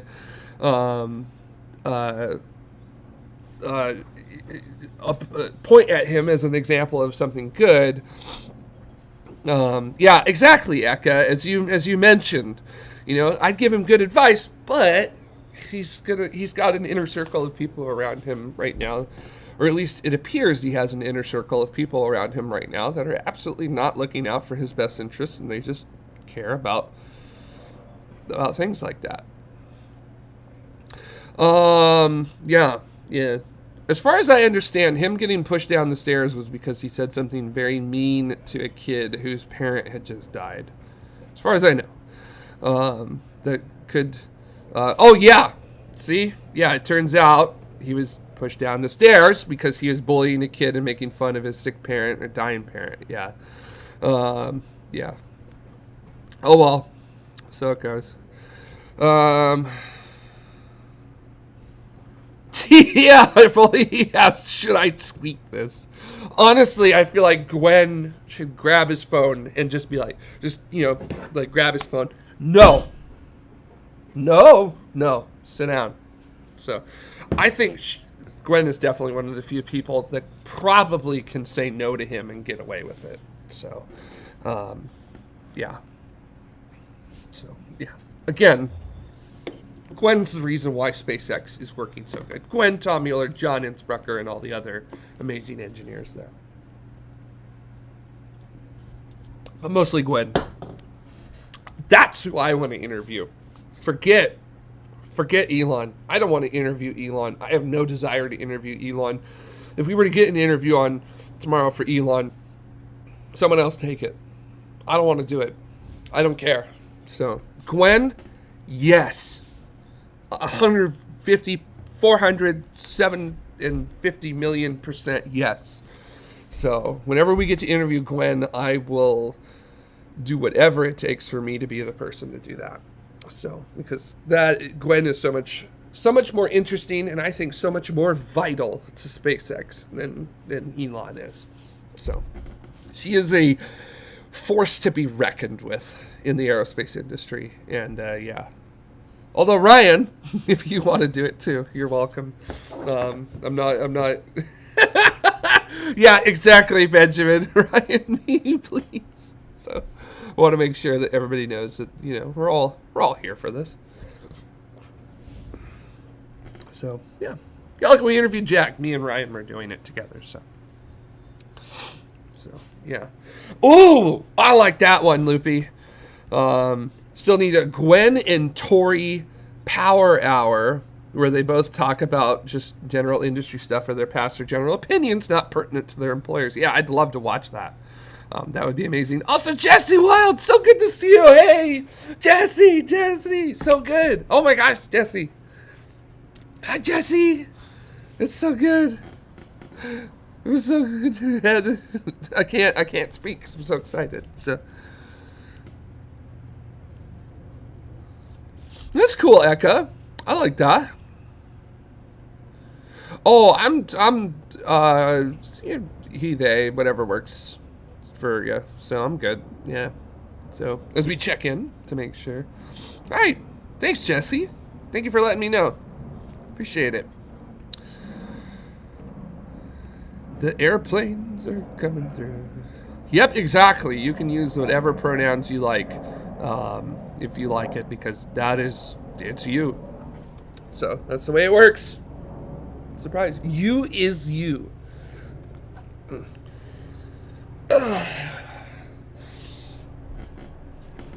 So, yeah, cool stuff.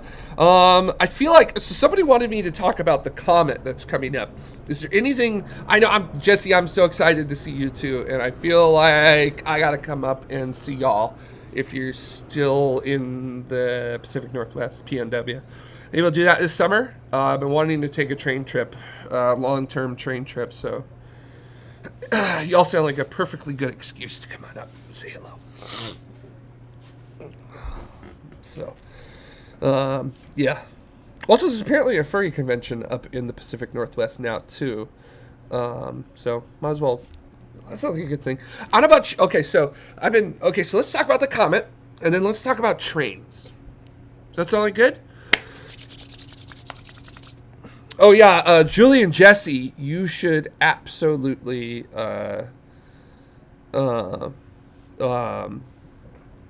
should link up. Yeah, somehow. I don't know.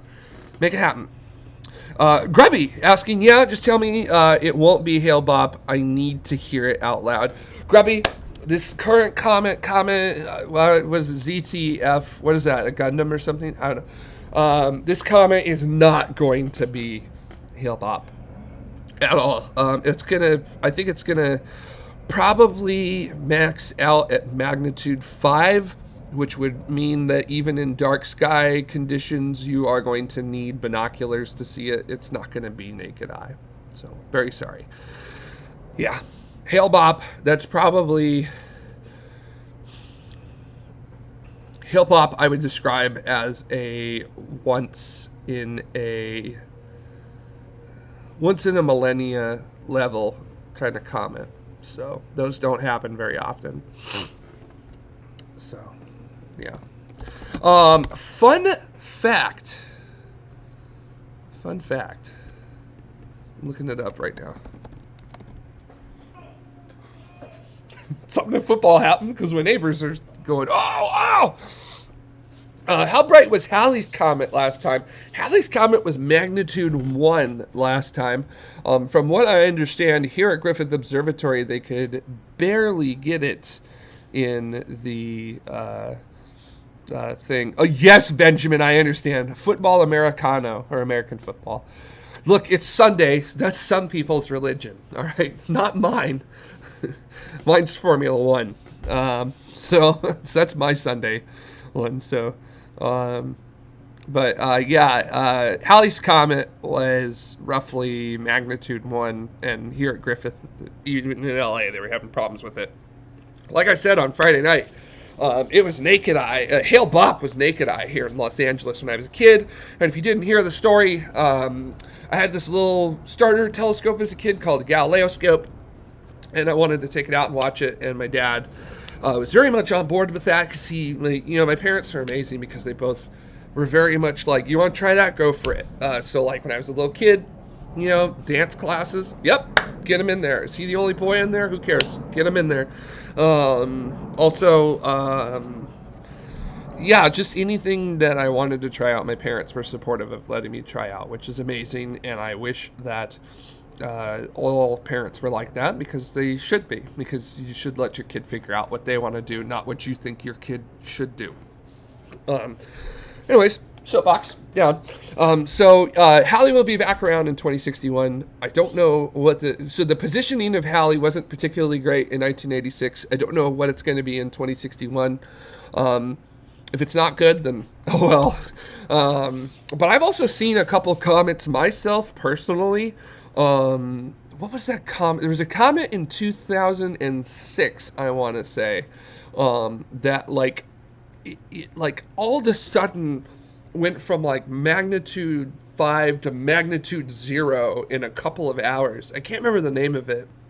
I don't want to say it exploded, but like there was a very big outgassing event all of a sudden in a matter of days with it.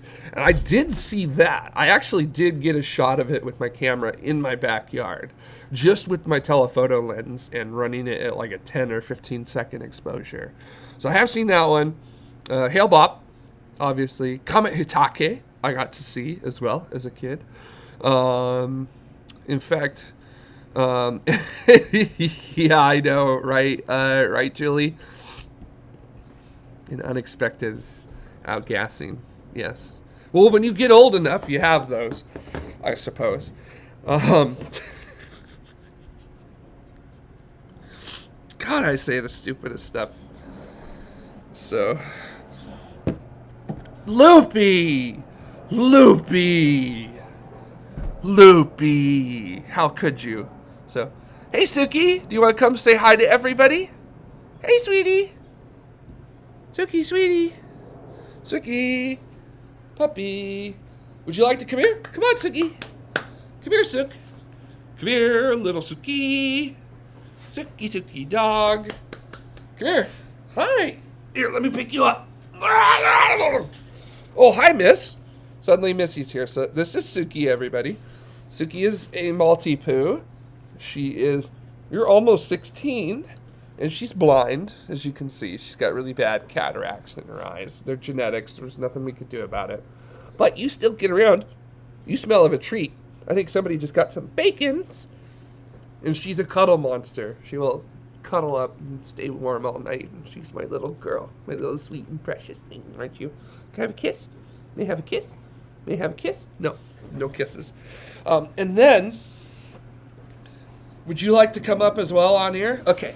And then there is Missy, the jealous one. What do you think, you little puppy? What are you doing, you little girl? She's having a good time. She's having a good time. Do you see yourself? Do you see yourself? Do you see yourself? Do you see yourself? Do you see yourself? Do you see yourself? Do you see yourself? Dogs have no concept of self. That's what's amazing about it. Just getting it in. Oh, you see Mom. Who's that? Who's that? Who's that? But this is Missy. She is a Maltese King Charles Heinz 57 mix, but she's 100% trouble and 200% bitch. So, yes, I love her. She's amazing. She is a little troublemaker, and she gets away with it because look at that face. How could you say no to that face? And how old are you? You are going to be 11 soon. And she still runs around like a puppy and makes it happen. Okay, so Suki's here. Suki's here with me. I'm going to put Missy down as well on the floor. There you go. You going to sit there? Look at this. Look at this. She's like, yeah, I'll hang out with you real quick. I love these animals. I swear. The animals are great. So yeah. Oh yeah, actually, Jesse, you did come to my house. I think it was for a couple launches and some Disneyland days, and every time Missy did bark at you like you were the devil. So I apologize for that. Is that the beginning of a mullet that I just saw? Well, here's the thing. I've just been growing my... so let me... Hold on. I got to open this up so I can figure it out. So this is so difficult to do. I don't really... Okay. I don't know if it's coming up or not, but this is my hair right now as it is, okay? That's how it is. It's just... I'm just growing it long. So... Right? Like here's my hair right now, right? Like I'm just growing it out long and whatever, because this portion of my head right here is now no longer really growing hair. So, you know, I'm just doing what I can with it. Yep, mullet. Thanks. I don't really look at it as a mullet, but sure, whatever you feel like calling it. But I am, and I mean, I'm not above saying this, but I am taking finasteride right now from my doctor, because I talked to my doctor about, you know, what can we do to help with it. And he said, well, let's try finasteride. And I'm now, about 3.5 months into taking finasteride, and I've got new growth happening, and my current hair that is, like, my hair that was already here is increasing in volume as well. So finasteride works pretty well, even though it sounds like the absolute worst thing with it. And Jesse, I love that you took an asteroid from your doctor. And then Julie's saying, I want to see the mohawk. I too want the mohawk to return, which is why I'm doing the finasteride. I was very much like gonna be, you know, oh, once the mohawk's done, it's done. But no, I gotta, yeah, no,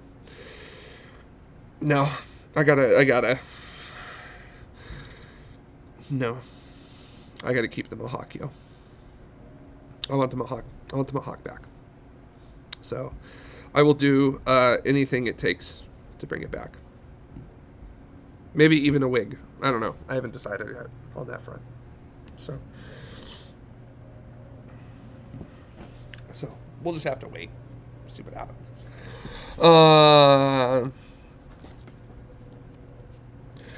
So here's the thing. So Julie, you're asking that when the comet was coming to a monk's band, I don't even know what that is, Eka.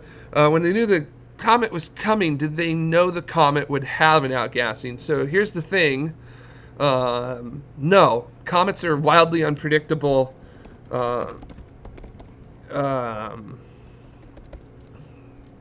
Yeah. Just looking up what a monk's band is. Oh, that's not gonna... No, I'm not doing that. Neat, but not my speed. So, I just looked at that. No. No. Nah.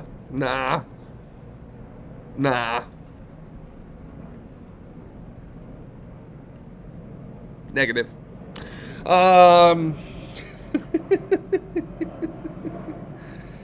It's okay. But no, Julie, comets are really wild and hard to predict. It's why I don't like when we see all of these things about folks or about all these predictions. Like we just had the current comet where people are saying like it's gonna be so bright. Every time there's a comet of the century, it ends up fizzling out because comets are fickle, they're finicky, they're tough to predict. The thing about a comet is that you don't know what the surface you often have zero ideas to what the surface composition is. You don't know how much of the types of gases that outgas are there. You don't know what the ice content and dust content and possibly even metallic content is. So it's really it's always a crapshoot with it. So you just never know about it. So yeah, it's really, really tough. So yeah, it's really hard to figure it out. Well, so, yeah, exactly. When a mutual friend of ours, Jesse, bought a Comet Ison leather jacket and then Comet Ison, which was going to be the comet of the century. It was going to be so bright you could see it during the day. And then just about a day before perihelion at its closest point to the sun, it broke apart. And it was never seen again. So, yep, exactly. So that's why I usually try to put very little into, the comet of the century and comet prediction and things like that.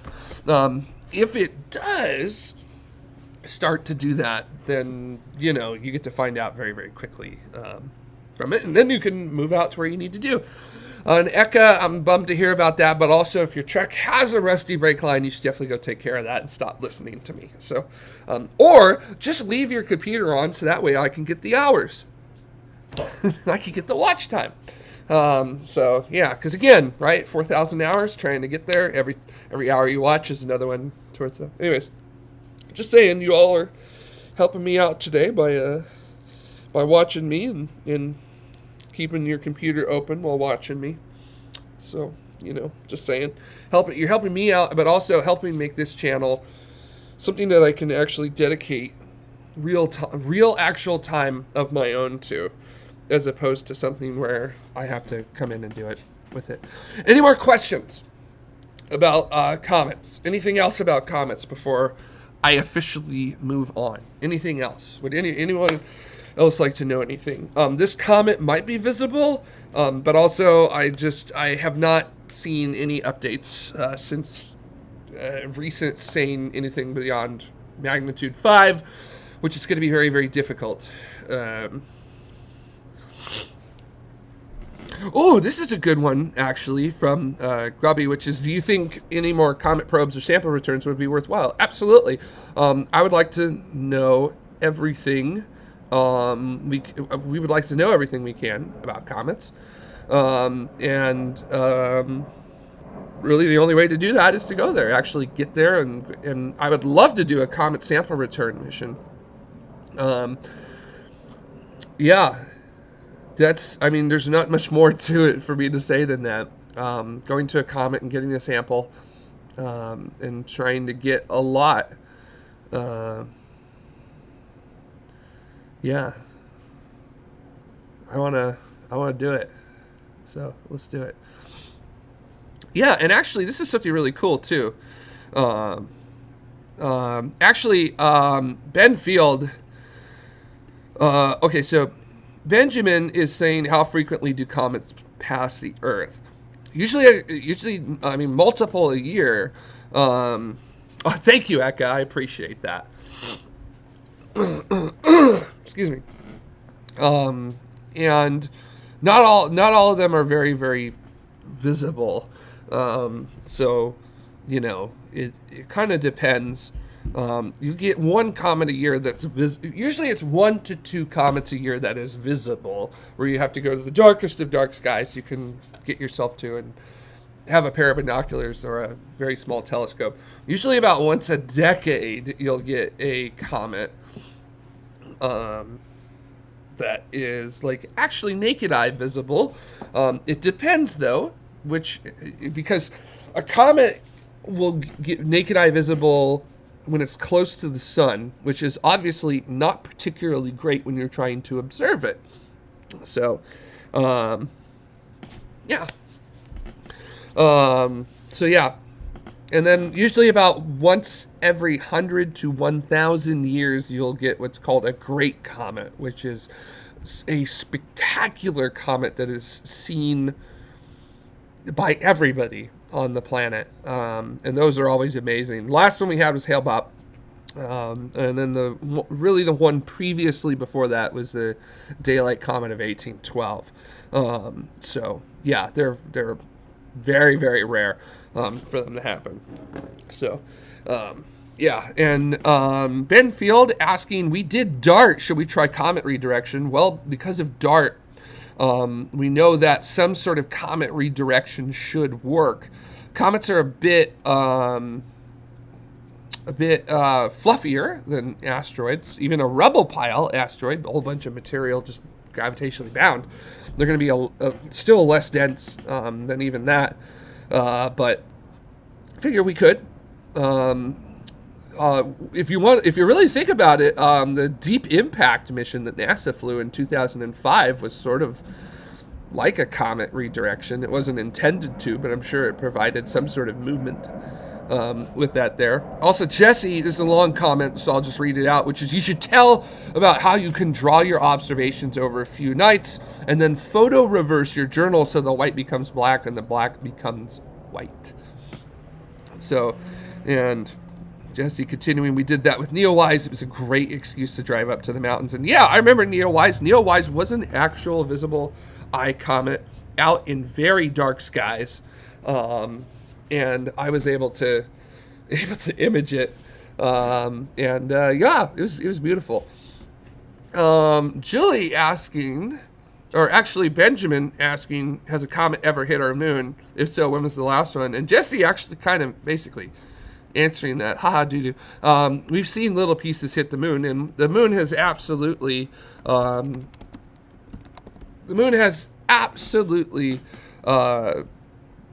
gotten, close, or the moon has absolutely been hit by stuff. Sorry.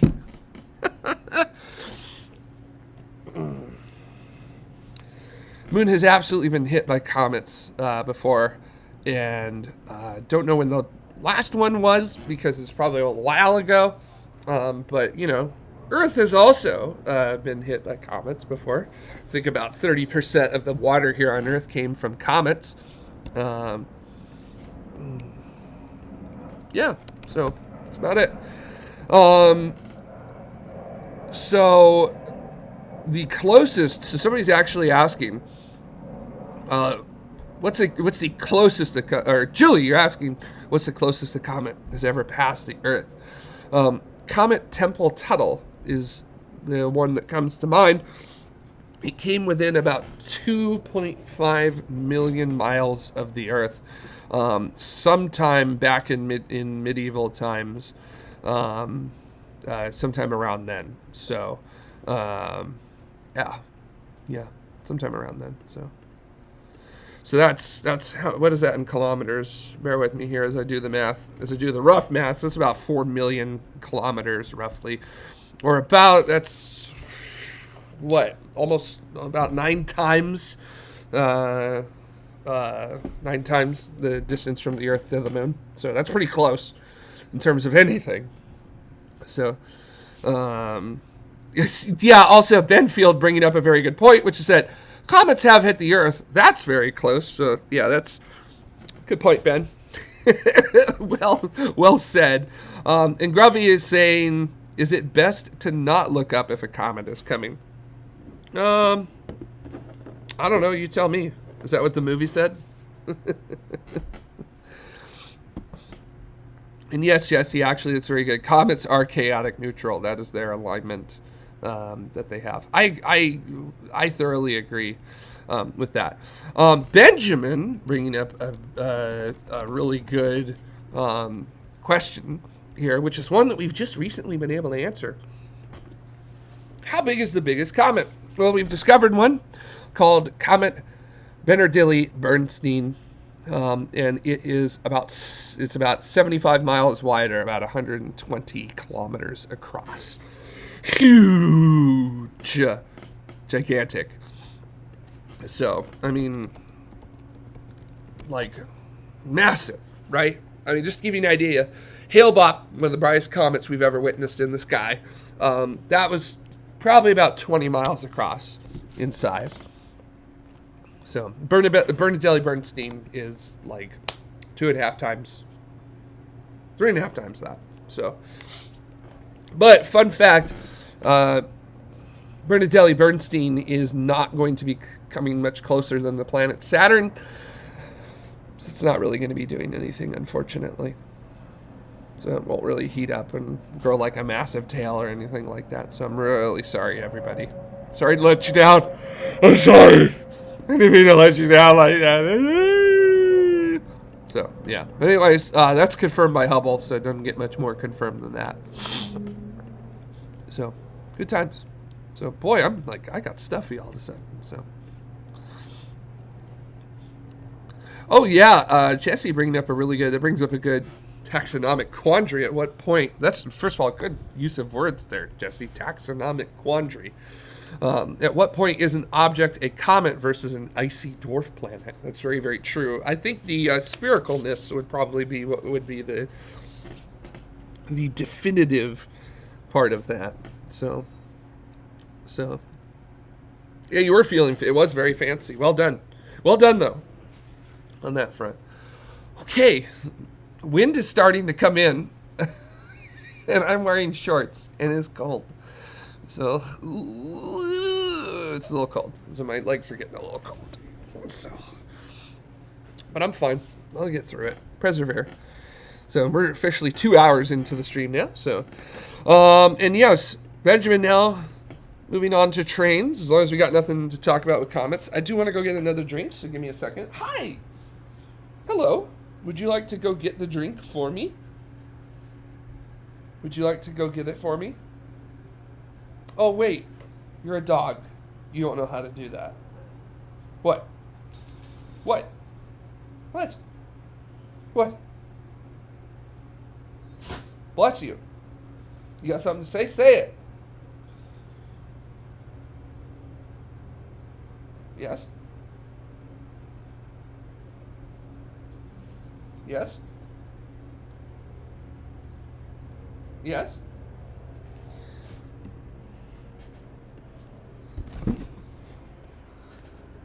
Yes?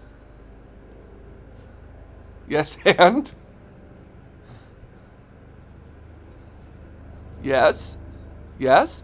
Puppy? Missy? What? What? Oh, something with football Americano is happening. Something big. I don't know if you can hear my neighbors or not. Anyways. Alright, drink time. What, puppy? You gonna poop in the floor again for me?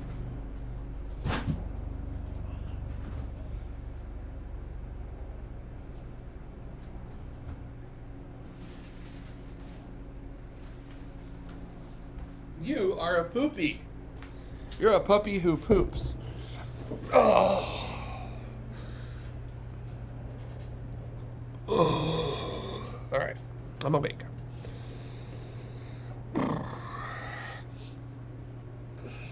So the closest...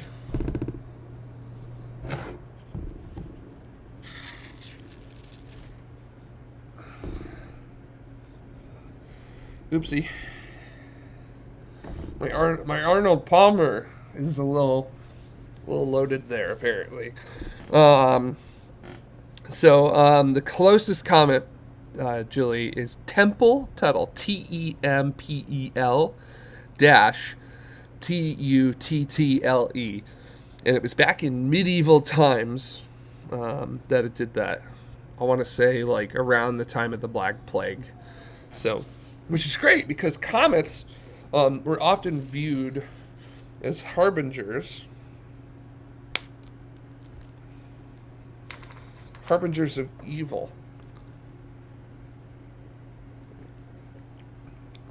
And destruction and chaos. So, Perfect timing.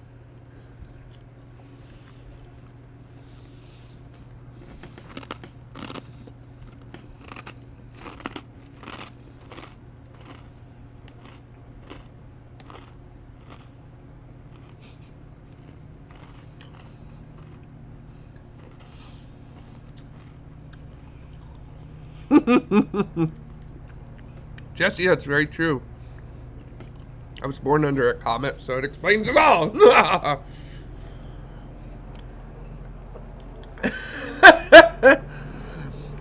Yeah, Julie, very much. Just looked up 9 medieval comet sightings that signaled death and destruction. Yep. That's the way they did it.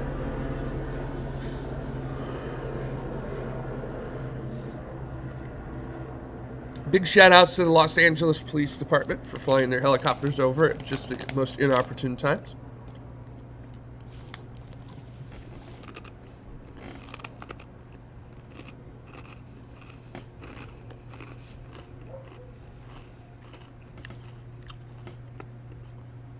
So are we back?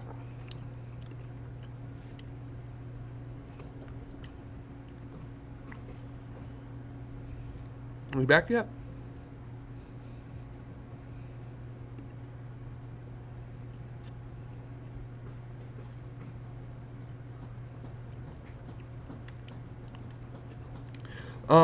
I was once, here's a little fun one. I was once at an astronomy conference that David Levy was at, and I wanted to go listen to his talk. So I went to his talk. Good one, Jesse.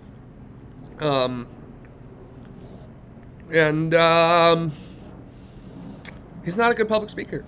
It was not a good talk. I didn't like it. I left about 30 minutes in, so it wasn't good. So, cool thing though, Alan Hale, one of the co-discoverers of Hale-Bopp, was seated right next to me. He was a cool dude.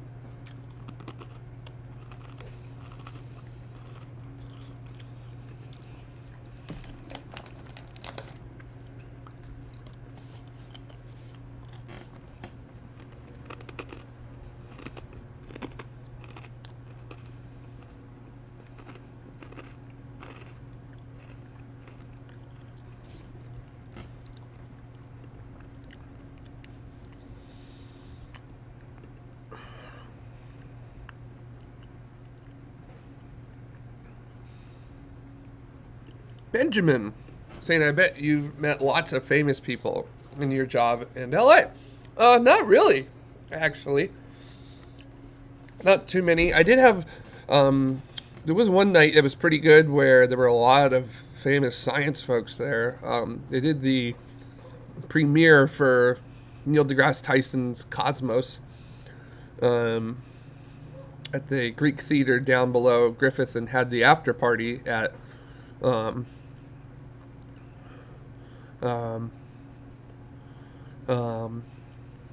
Griffith. It took me a little bit to remember where I work at.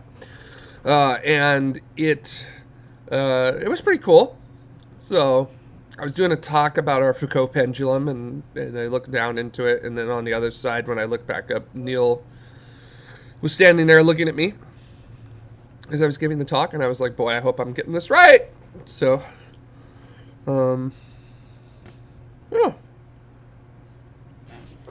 yeah, it's pretty cool. Quite enjoyed it.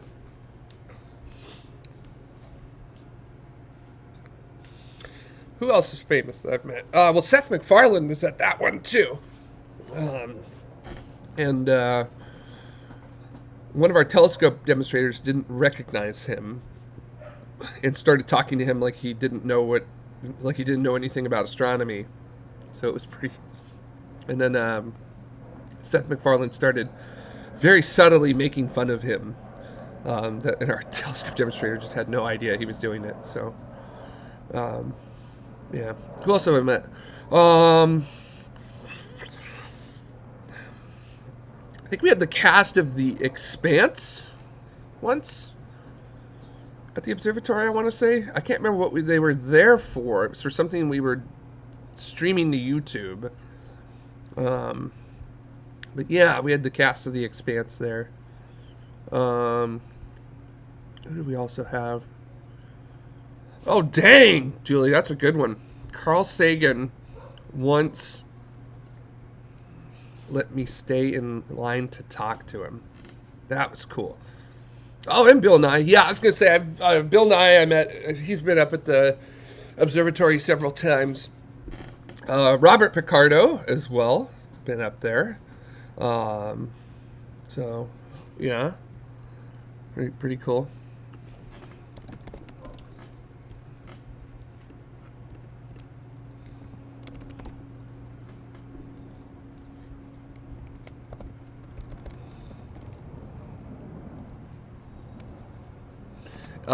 Tim Russ as well, if you know who Tim Russ is. Tuvok from Star Trek Voyager. He's often up at the observatory during our star parties. So a lot of people don't know that he's a very accomplished amateur astronomer. And he is almost always at a star party, bundled up in a jacket, showing off the universe to people. He's such a cool guy too. He's been very nice to be around. A very cool fellow. Who else? Yeah, Benjamin. I love how you're like, yeah, Bill Nye, he's always around. Yeah, he is. Well, he is. He's always around. So I don't really know what more to say other than that, because he is. We do a lot of stuff with a lot of folks up at the observatory. Jesse, you worked at the observatory. The best I saw there was Karen Gilliam, and the weirdest was David Blaine.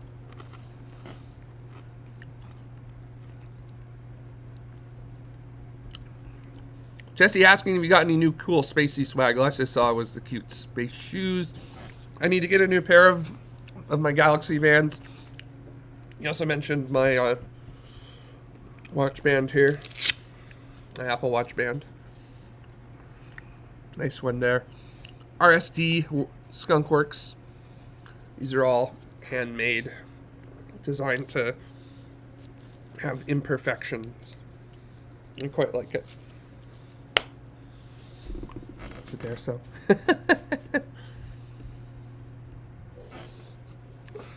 Who else? Who else have I seen at the observatory? I want to say Colin Farrell once. He was up there. So that's true, Julie. I still have a lot of that you got me. The tie-dye stationery and the orange fountain pens. Those orange fountain pens are pretty good. And Benjamin, if you're talking about my Air Force Ones, yes, I'm going to be doing that.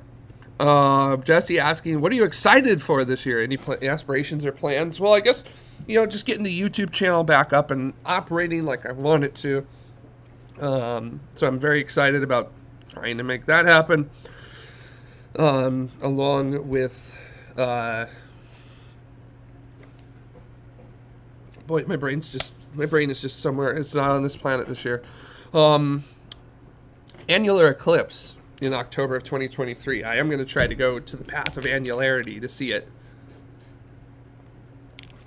Don't know where I'm going to go yet.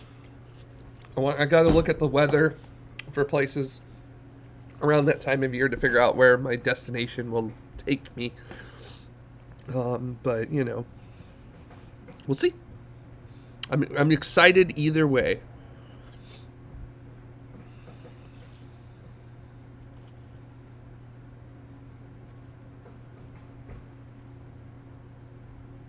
So, yeah, Jesse, we should make the eclipse trip happen. I'm very excited. And then, of course, next year, 2024, we have another total solar eclipse, which I'm absolutely going to that again.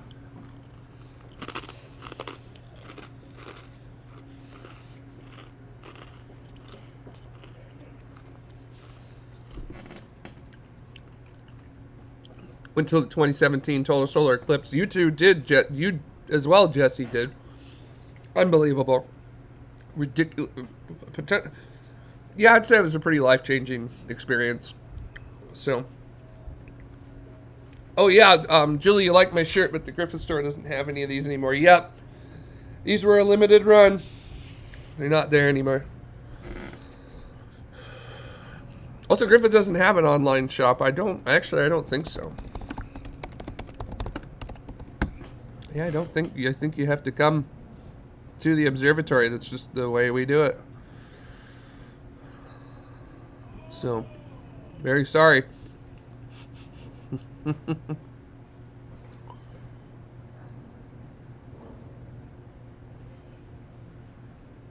gotta show up. You gotta show up. That's the way it is.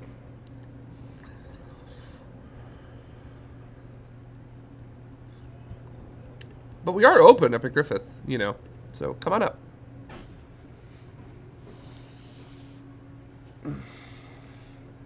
Oh, this photo.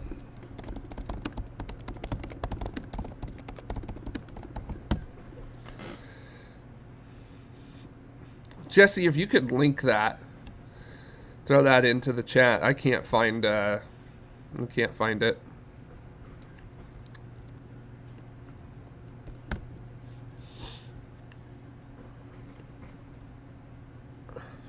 Yeah, I can't find it immediately. So, oh, okay. Yeah, sure. I'll talk about this. Okay, what is the most chaotic thing that has happened at Griffith since I saw you last? Okay, so opening weekend at Griffith Observatory.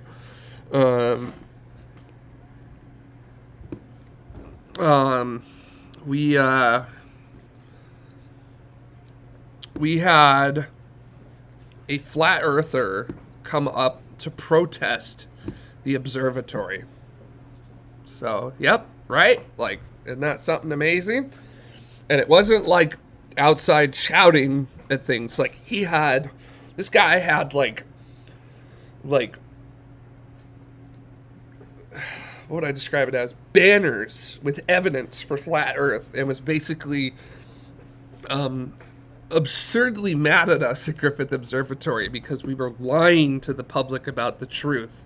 And it was just unacceptable that we would do such a thing. How possibly could we? You know, with something like that. So so he got mad. So he was, you know, frothing at the mouth with anger. And then somebody who was very either high or drunk got to him and started arguing with him that no, the earth was round. And that was just a unbelievable episode out front. I remember I was looking out, you know, at that going down, and I was like, wow, it's a meeting of the minds, and where are the minds? So yeah, did anyone take him on? Yes, a drunk person did. It was yeah, it sure was something, let me tell you.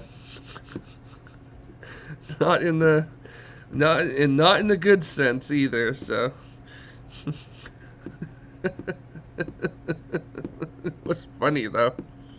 It was funny as hell, I gotta say. I was cracking up watching it the whole time. Just there's the flat earther out there, and now, here comes the drunk guy. What's gonna happen? Oh my God, they're going at it. They're having a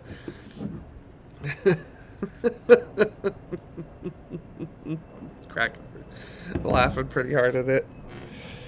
So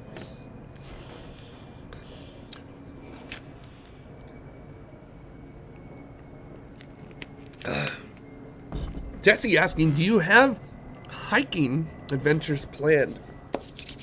Yes. The key, though, is that my back has to get to a point where I'm actually able to do it. So at some point during the pandemic, I injured my back. Don't know how I did it. Woke up one day, I was in excruciating pain from it. After a MRI, which sounded like a Autechre concert, I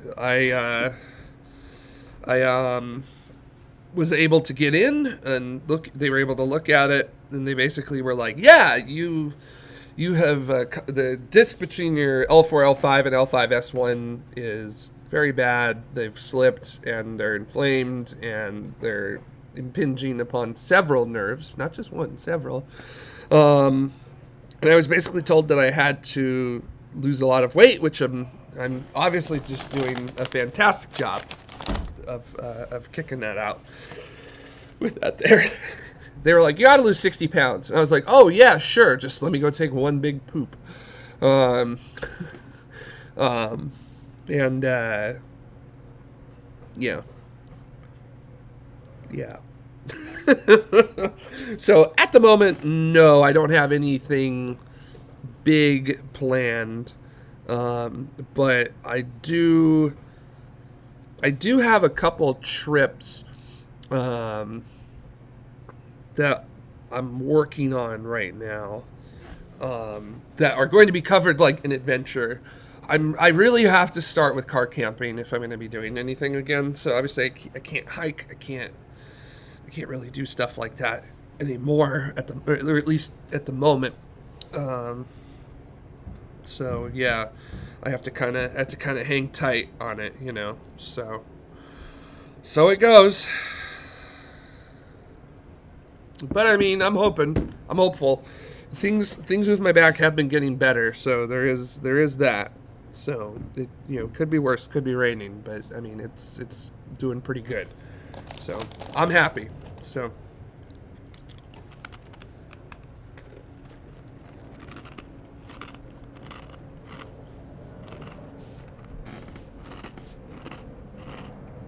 There I go again. Good snack.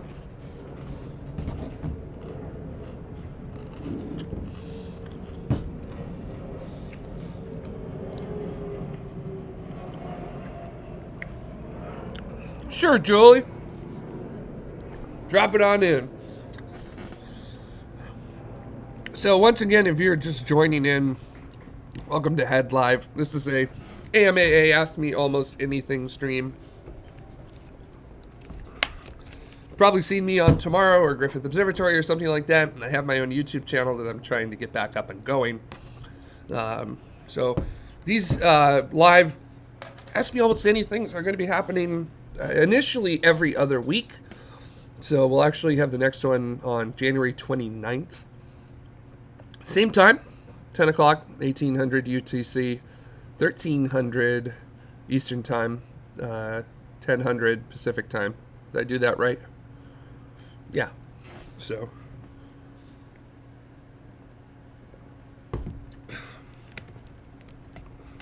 I usually go for a couple hours, things like that. 3 to 5 hours. I don't know how long I'll go today.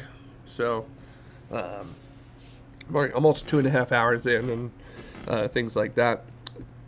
Don't forget to like, comment, subscribe, all the other stuff. Trying to do a big push to hit that 1,000 subscriber mark. Also trying to do a big push to hit that 4,000 watch hour mark.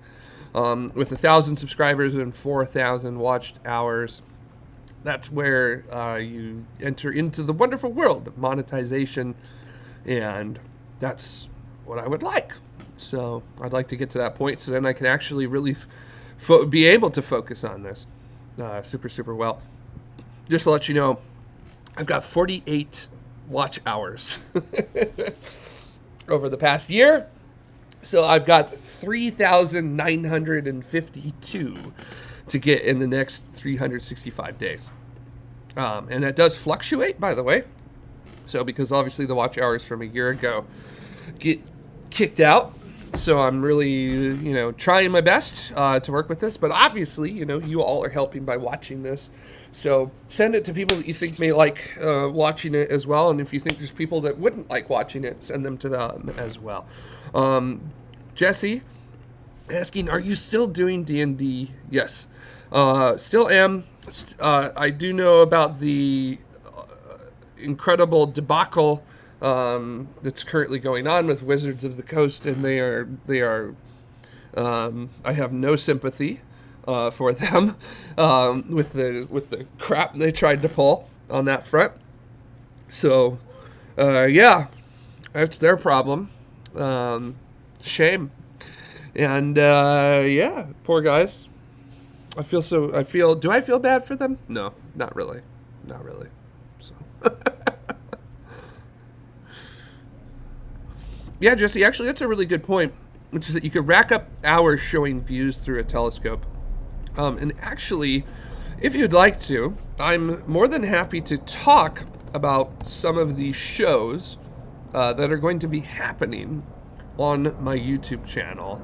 Because some of them are new, and I do want to talk about them just a little bit. So obviously, Head Live. He's live, ask me almost anything every other week. Sometimes I'll have guests. Today's guests were Asuki and Missy, my dogs. Not really any further guests from that. What's this statement is furry. ... I don't know what that's supposed to mean, but okay. Hello, person. Furry person. So, hello, welcome. Shouldn't you be at a convention right now? So we've got that. So, got the AMAs like I'm doing right now. Obviously, Head is the periodic editorial that I'll be doing every once in a while. If there's something that I really want to talk about that just doesn't fit into any sort of category, but I still really want to talk about something that goes into Head. And until that go. STS, shooting the shit, of course, interviewing people in the garage, right here, right now. I shot one with Blake this week. Something with the vibes in it that just don't sit well with me. I think I'm going to release it anyhow, but, yeah. All right, bye, Loopy. Have a good one. Enjoy. Enjoy that, Loopy, and enjoy the launch. Go get it. So have a good time with Falcon Heavy today. Falcon Heavy. Yeah, I'll tell Blake. Y'all said hi. Blake was super excited to be back and doing this again. And I don't blame him. I'm super excited to be back and doing it again too. My astronomy news show has been retitled to Up There. And of course that'll be astronomy news. Nobody's really covering, like, everybody is everybody's covering like SpaceX and spaceflight and all the other stuff with it. Nobody's really covering astronomy. So I feel like I've got a little bit of a niche to be able to fill there. Obviously adventure, drop all the vowels except for the first A.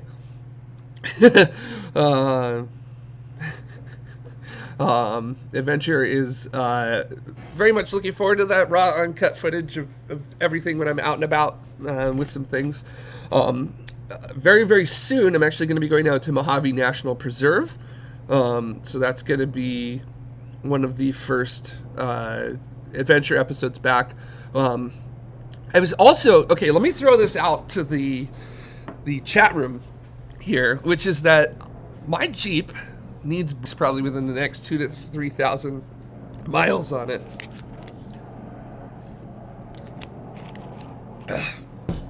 And I was thinking it'd be funny to film that, changing the brakes myself on it with help from my partner Ray.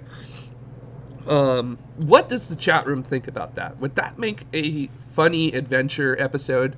Because it is truly an adventure, because I am very much never done brakes before on a car. So changed oil plenty of times, other fluids and stuff like that. But Yeah, a break's never done it before. So do you think that would make for a funny adventure episode? Let me know in the chat room. That way I can make a determination as to whether I will actually put in a major effort to filming that with it. So it does sound... So, Benjamin, it is one of those things where it sounds like I'm going to do my breaks myself. And it does sound a bit dangerous, but it is one of those things where you can do it by yourself at home if need be, and you just know what you're doing. And then and then a little bit of a program to kind of make sure the breaks are going to work. And I don't think it would be. I don't think it actually would be boring, Jesse, because me and Ray, Ray's my partner. We have a really good chemistry together, so we'd probably be a little bit like just I don't want to say Top Gear, but things like that. Oh my gosh, yes, give me Jared Jeep Tours, the desert version of Jungle Cruise. I'm for it. Maybe we could do a live Ask Me Almost Anything while we're doing the breaks. That would probably be even funnier with it there. We'd have to figure out how to make that work, though. Yeah, actually, I think it would do better. I think that would do better as a head live than a adventure with it. So, yeah. But also, we've got to figure out. Also, got to make sure that we are fully focused on doing everything correctly with that. So, anyways, okay, that's how we're gonna do it. Okay, so I've also got 3 new ones that I haven't done anything for yet, but I will be very, very soon. One is called This Week at Mars, where I'm going to talk about everything that's happened at Mars in the past week with every mission that's there, that's currently working. Lots going on, lots of news to cover there. Nobody's really specifically looking at news that happens on the planet Mars, and there's a lot. It's a very dynamic place, plenty of things going down, so, that's how it works. Another one called Headspace, which I figured it's a good name for one. It talks about space flight and space sciences, but like single topic videos. Like I really want to do a video about why every one of your ideas to have saved the Mars InSight lander from dust on its solar panels would have been wrong, incorrect, and could have cost the mission. So I think that videos like that, or why it's so difficult to land on Mars, are basically just breaking your preconceived notions as to what you thought about that. And then my final one that I have is called What's Shaken. And that's sort of a little bit more of a... hey, Darko, good to see you. So good to have you. Good to have you here. What's Shaken is basically a 60 to 90 second blip of a show that I have described as YouTube's only 100% accurate earthquake prediction satire show. And that's simply because I'm a big fan of seismology. If I wasn't doing aerospace work, I would be a seismologist, because I find earthquakes to be absolutely fascinating. And I think a lot of that obviously comes from growing up in the Los Angeles area where earthquakes are prevalent.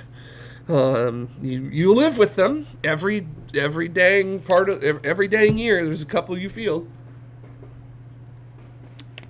At some point this place is going to be shaking like a leaf for a couple minutes when the southern San Andreas decides to give up the ghost and let it rip.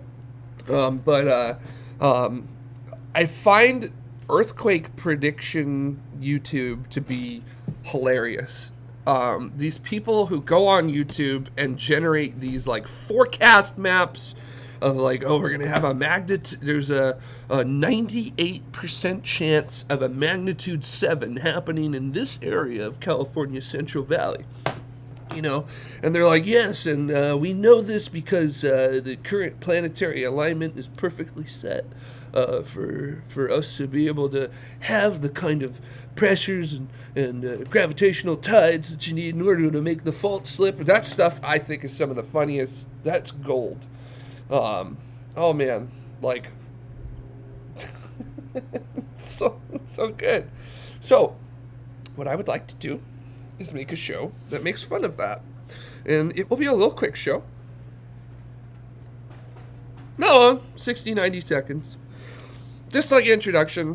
Then it cuts to me in front of a map of California with earthquakes on it. Just flabbergasted, and I just can't explain it. And then we go to an outro, and that's it. So it's just me standing next to a map of California earthquakes, completely confused and unable to really say much of anything or predict anything, because you can't predict earthquakes. So that's not how that works. So, and I think it would be really funny, and I think that's a amusing way, at least to me, to convey that. I don't know if it will be with it. I don't know if it would work very well, but you know, I'm willing to take the risk on it and annoy people, because let's face it, annoying people is good in some ways.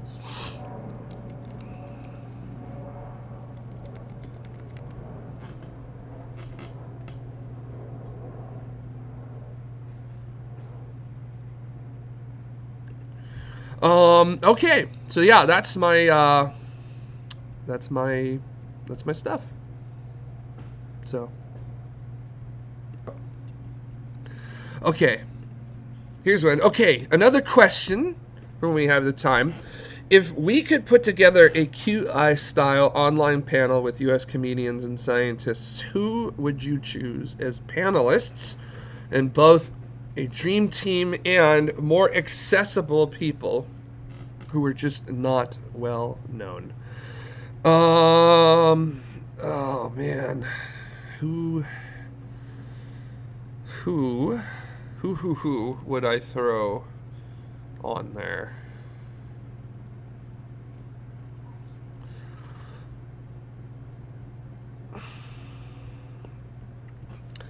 I don't know. Hey, how about you, chat room?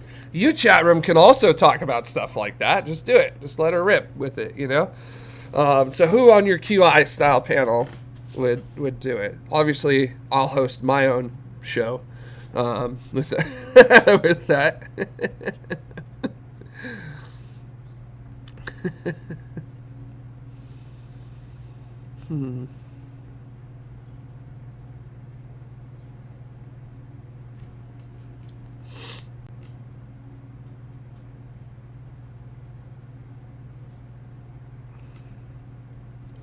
Yeah, we have the technology. That is very true. So, what's his face? Isn't Ken Jeong, the comedian Ken Jeong, isn't he an actual medical doctor, I believe? So I think he would be a good one. There's one of my people that I would throw on there.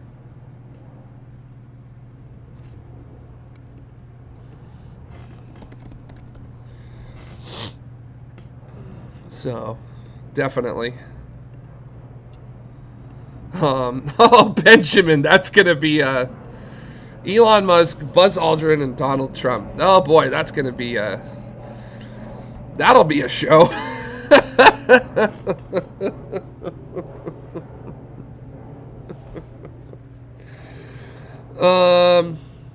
Oh my gosh, yes, Story Musgrave would be a great guest to have. So that would be pretty cool.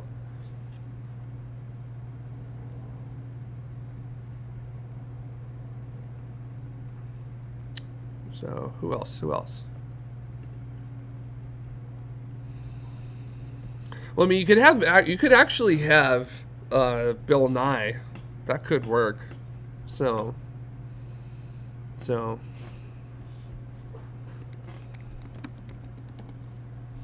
Ken Jeong. So that's who that was for me, if you're asking, Julie. KenJeong. So he is an actual doctor. So, but he does, obviously he doesn't practice anymore, but he had it. Yeah, Bill Nye is definitely one of those people who's up for anything, anywhere, which can be both like an incredibly good thing, but also like a bit of a,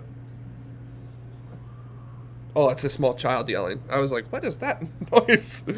But also, like, it can be a little bit of a problem, too, when Bill will acknowledge people that don't necessarily need to deserve. Anyways, if any of you listen to music, Dexter Holland, who is the lead singer, The Offspring, he has a PhD in molecular biology, in case you're wondering. So he's a smart cookie, leading a punk band there, you know. No big deal, right?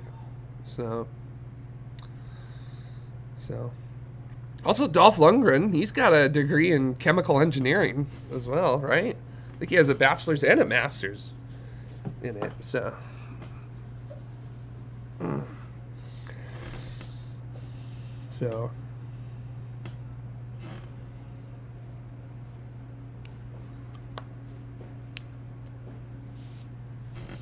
So, also George Miller, who did all the Mad Max movies and stuff, he's got a degree in medicine as well. Yeah, Dexter Holland as well. There's lots.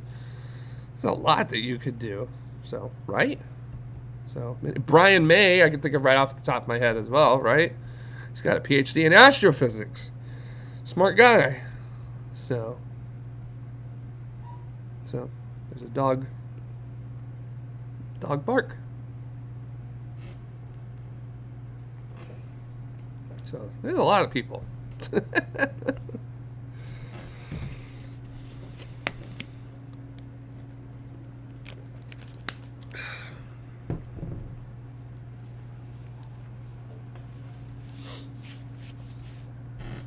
So what?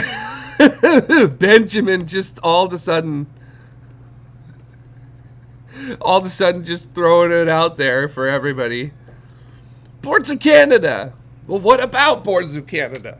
Is there some news that happened today that I haven't heard about yet? As Benjamin, completely goes for the throat of my absolutely favorite band. Are they a band? Music group, I guess. I don't know.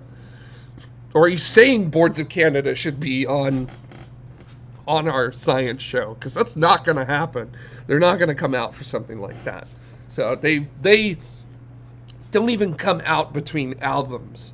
So they're not coming out for a science show. Not at all. So we could use some of their music as music for a science show. I have thought about it, pinging Warp Records and seeing what the costs are for licensing and things like that. But it's also probably like absurdly expensive. So no way am I ever going to be able to afford purchasing the broadcasting rights for a Boards of Canada song for a long period of time. That's just not how that works. So, unfortunately. So, what are you gonna do? What are you gonna do? So, yeah, I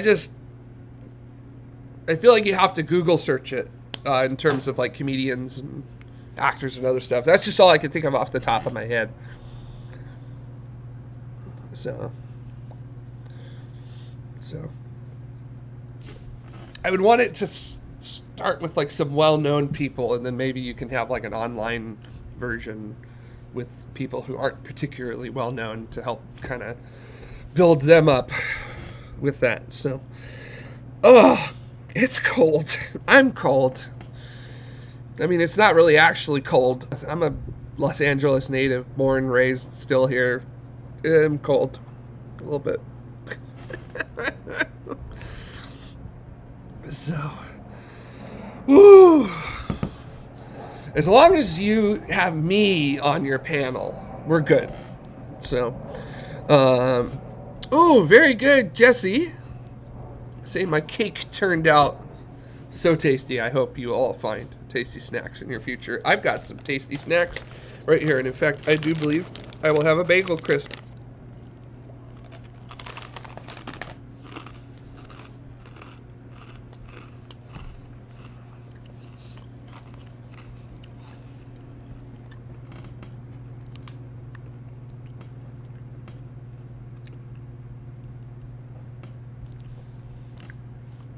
All right, I'm hanging tight here. Apparently, my internet is reaching a point where I'm a little difficult to tell, so just hanging tight here. And my internet has dropped. Hanging tight, hanging tight, hanging tight, hanging tight.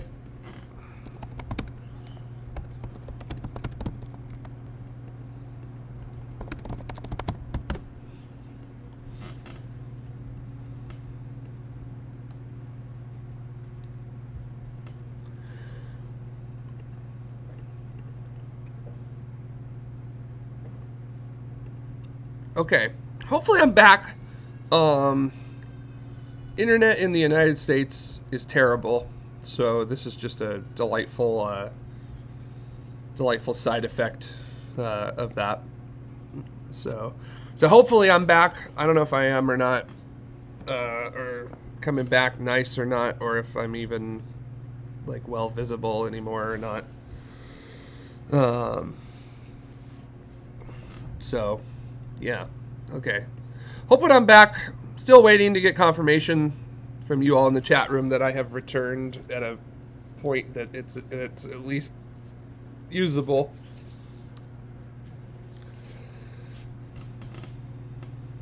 So.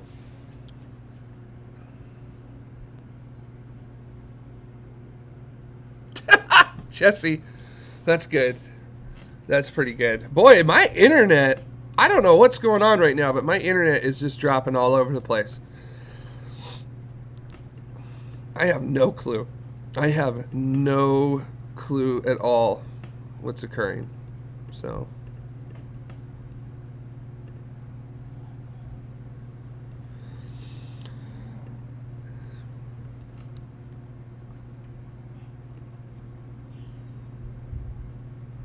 Okay.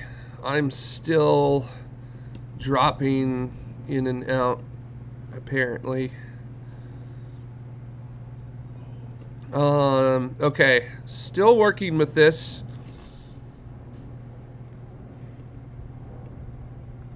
Okay, I'm trying to work this right now. So bear with me, everybody.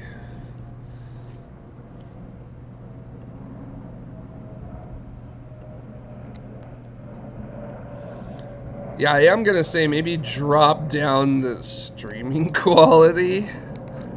Possibly.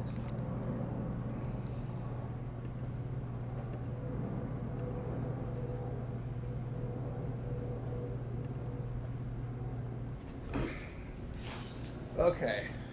Alright, let's figure this shit out. Alright, okay. Hopefully.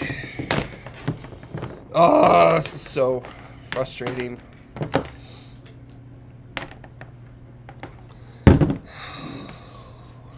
Unbelievable. Unbelievably frustrating.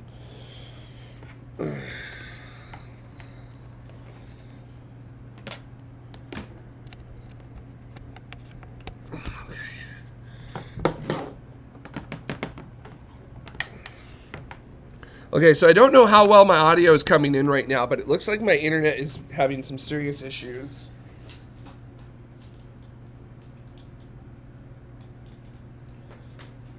I'm trying to work through it right now.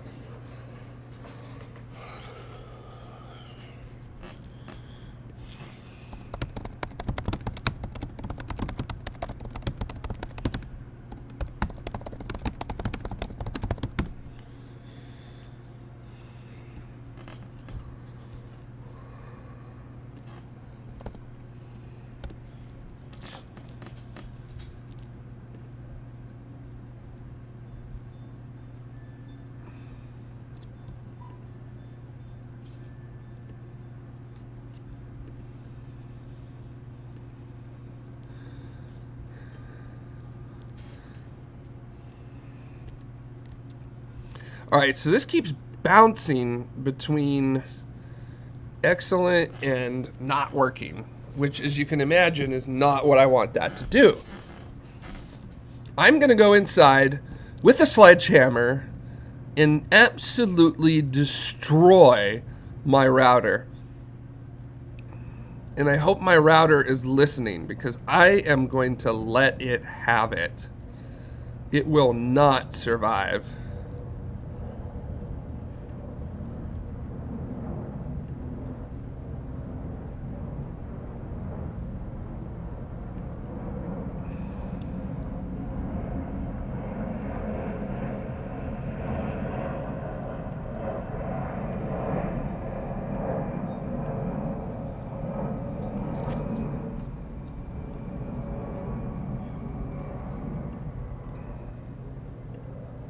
Okay, I don't know if I'm coming through at all now or not.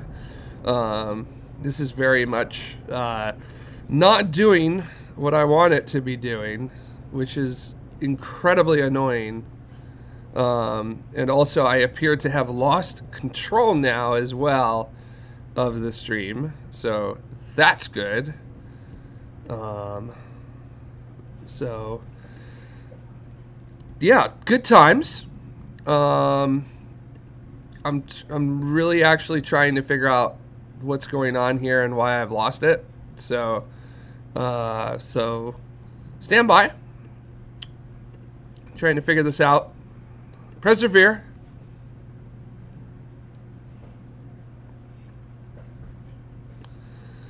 Yeah, I don't know if I'm coming through any better now or not.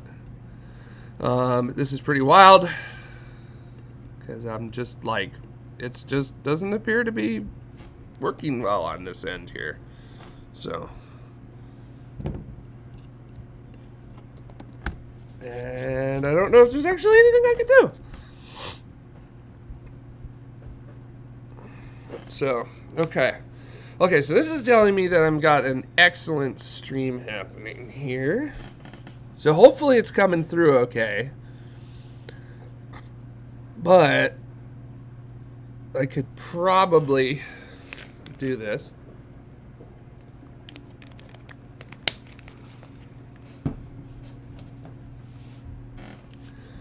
See how it's working here. So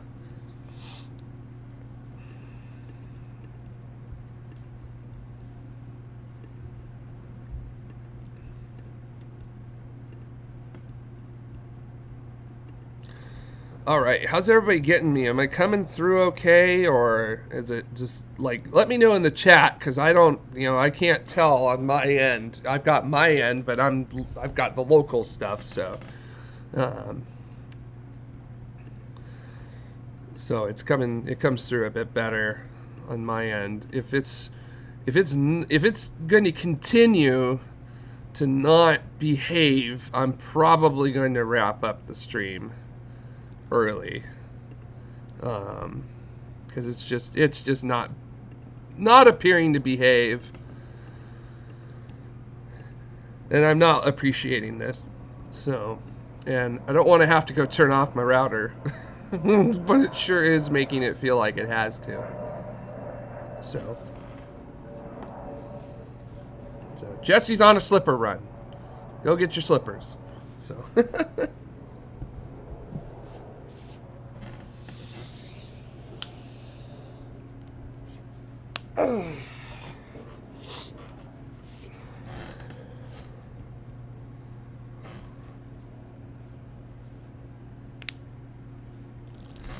All right, I am not liking how this is going now, so very not thrilled with this, because it keeps sending, and then it keeps dropping, and it keeps sending, and it keeps dropping. So yeah, I'm not big on that.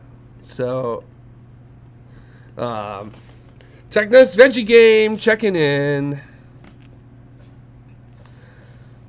Good to see you, Technos. Glad to have you aboard. Just in time for these issues to be happening, where apparently you can hear me, but you can't, see me all that well. So, naturally, of course. But also, I'm pretty happy with how things have been going for it's been working pretty good. What you doing, puppy? Hi, dog. So,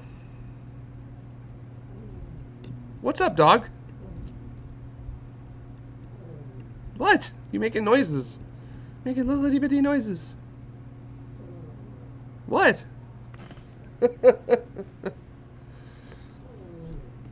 What's up, pup?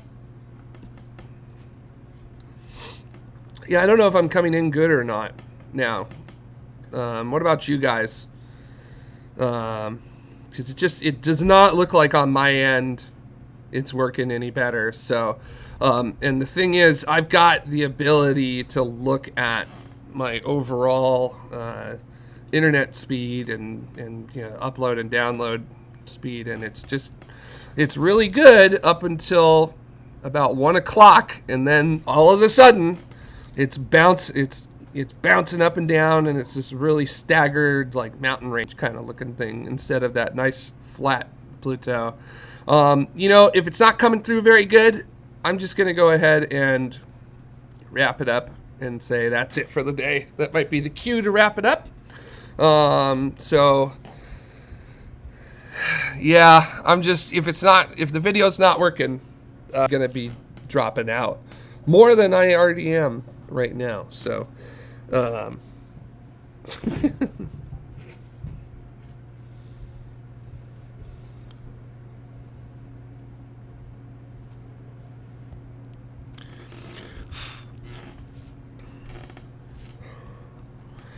I can see everyone's comments. You guys are coming through on my end perfectly fine. I'm just not getting with it. So,